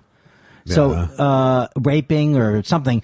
He is definitely doing this. Yeah, I said it. Yeah, no, that aspect of him has not ever been Right. The aren't I naughty aspect. You know? Wait a second. That's what you got mad at me once on a text. Remember? Because you thought I was saying, aren't I naughty with that tweet about Florida? Oh, yeah. Yeah, obviously, so I'm consistent. Yeah, I remember every bad thing. Oh, my God. Larry Harold says, have listened to every show, and I don't care who knows it. Thanks, gentlemen, for a sterling year of entertainment. Have you ever tried too hard to enjoy New Year's Eve? Yes, Andy I have. has, Thank yes. you. But anyway, I wish him Happy New Year, and yes, I have. I think almost every New Year's Eve, that's what I do. Yeah. But you've given up.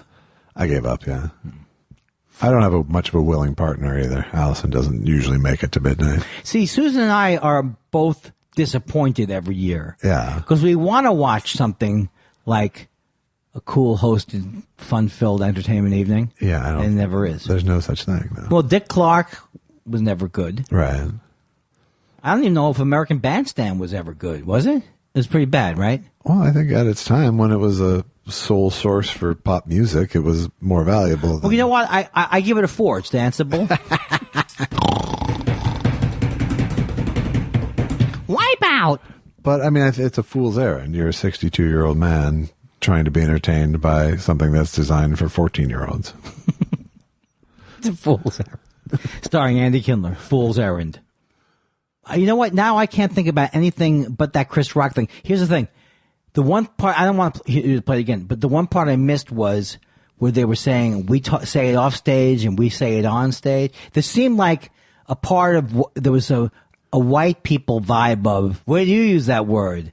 Where do you use that word? And Chris Rock is, because he did that bit a long time ago. Right. Which was funny. Yeah. Because he doesn't hate himself as a race, but that became like a permission thing in a way. I don't even know quite what I'm saying. No, I know what you're saying. I mean, but I don't think he was playing that card. I don't think Louis C.K. was playing that card in that clip. What would that card would be? That he feels like he can say it. Oh, what was Louis C.K.? Oh, right. He was saying he didn't. I don't remember what his point of view was. Well, don't. We'll follow it tonight. I don't want to play it again, but I want you to re-explain it to me. You know what? I swear to God, I'm going to come over this day. Come on over. Come on, you feel froggy, just leap. Did the doctor I'll say? take you with a back brace on. Did the doctor say anything about wrestling would be good for you? He said against non-threats, it's okay. I swear to God. I so much want to wrestle with you. He's a black belt, and I'm not afraid of him. That's good. That's good. I want to wrestle with you or something. You get hurt, and then I don't know how it ends. Okay, it doesn't end good. Yeah. Injury-wise. Yoshi Yamamoto says, Yoshi Yamamoto. Origin of the podcast Snore? Andy doing it as a recurring bit back in February 2014 on the Todd Glass Show. Well, it was in both of our repertoires before 2014. Thanks for taking my bit from the Todd Glass Show. We've also added a new dimension to the snoring. Yes. Right? Yes. Made it our own. Meaning it. Mad City Architect, what are your New Year's resolutions for each other? Well, last week, Andy, we got asked this, and he said he wanted me to be nicer to myself. Yeah, I still go with that. So this week I'll wish the same on Andy. No, you don't. Okay, I don't. I would No, say, you want me to be on myself. I want you to be nicer to yourself about the stupid shit. Right. And harder on yourself about the actual productive things. This is stupid. There's no way that is going to work. I know you think you figured out something when you said to me once, all I care about is I get the return call. Remember? No. No, I think because I hadn't checked with you about, you were checking with me about something. Yeah. And I said, well, you got me all nervous and killed. So I got the call. Right. Yeah, my tactics. They work. There's a method. Let's just say they work. Let's just say. Jay's Jeopardy recap says, did Andy hear from Juan from Mexico City say, I didn't get the memo in Spanish last night on the Best Show? You know, I'm very embarrassed to say that I've been out of the loop on the Best Show for the last few weeks. Tom's up in Canada, and then Tuesday night has been just a weird thing. So what did he say? What did they say? Juan from Mexico City said, I didn't get the memo in Spanish. Ah. Yeah, let's go back for that. I love the Best Show, though, and I feel bad whenever I drop out of weekly contact. Kenny Loggins III says, hope you have a great holiday season with your families. Thanks for the laughs. Thank you, Kenny Loggins III. And you know, I say I like you 3 times more than the original Kenny Loggins. I do too. She will be like him, as free as dove, conceived in love. The sun is gonna shine above. Kenny Whedon says, thanks for being there every Monday. Been binge listening back to the beginning. Just read an article saying the brain needs to always be solving problems. So if you don't have any, I'll create some. Thoughts? Happy New Year to all the spiralers. Absolutely true what he's saying. They used to think that at a certain age your mind couldn't improve. And now the mind does improve throughout your life, and you can tune it up. And does that answer a question? I don't know, but it's heartening for all the old dogs out there that there's new tricks on the horizon. ML Mike says, Josh and Andy, thank you for a wonderful show. Listening to you got me through the last 6 months. And that was just one episode. Am I right? That's nice. It's so good. I don't want to get too excited about the compliment. Well, I don't know. It's all jinxing it. Like if I feel good about a compliment, I'll start to be bad on the show. Probably. Right. Gomar Comer says, I'm glad we're getting a new year soon, and this time we should remember to keep the receipt. Keep the receipt. For the new year? Yes. I like that. Is that supposed to be something I'm supposed to know? It was just a joke. It was, right. Well, you hit it very hard. It needed a little something. Well, you did. You didn't get it from Mission text. accomplished. Michael O'Connor, just want to wish you both a happy new year. Love your show, and I hope Josh's recent surgery went well. It did. It did. We think. Yeah. Wonderful Counselor says, do you enjoy a tasty eggnog? I love eggnog. I feel guilty drinking it because it's like a million calories a teaspoon. Yeah. But I do like it. I bet you don't like it. No, I do, sort of. I loved it as a kid. And then once every couple of years, I'll buy it. Yeah, and you can drink too much of it. You can't stop drinking it is one of the problems. No, I can is the thing. By the end of one glass, I'll go, all right. Well, I'm good. That's because you spend a lot of time invested in bringing yourself down. No, it's because it tastes like a big, thick glass of sweet phlegm. Well, certainly I'm not, but if I was going to market my own eggnog, I would not be using that kind of marketing. Terry Caulfield wants to know what's funnier, Latuda, Eliquis, or Prevagen? Congrats on a great year. Prevagen. You know, I worked on that joke. Did we work on it together? Yeah. You worked on it by writing down shit I said, I think. Right, but the thing is, so the jellyfish has a longer memory of itself just bobbing. And he's writing it down again. Well, the attitude I'm getting from you is that I would be nothing if you didn't write a good joke for me. I don't know. I'm obviously getting tired. How many letters are there? Lots. You don't read every letter, do you? I do, and then I take them out when they're bad. I knew that. I knew you would say that. Yoshi Yamamoto said, love the Location podcast and the throwback to the old format, approximate test shows 1 through 20.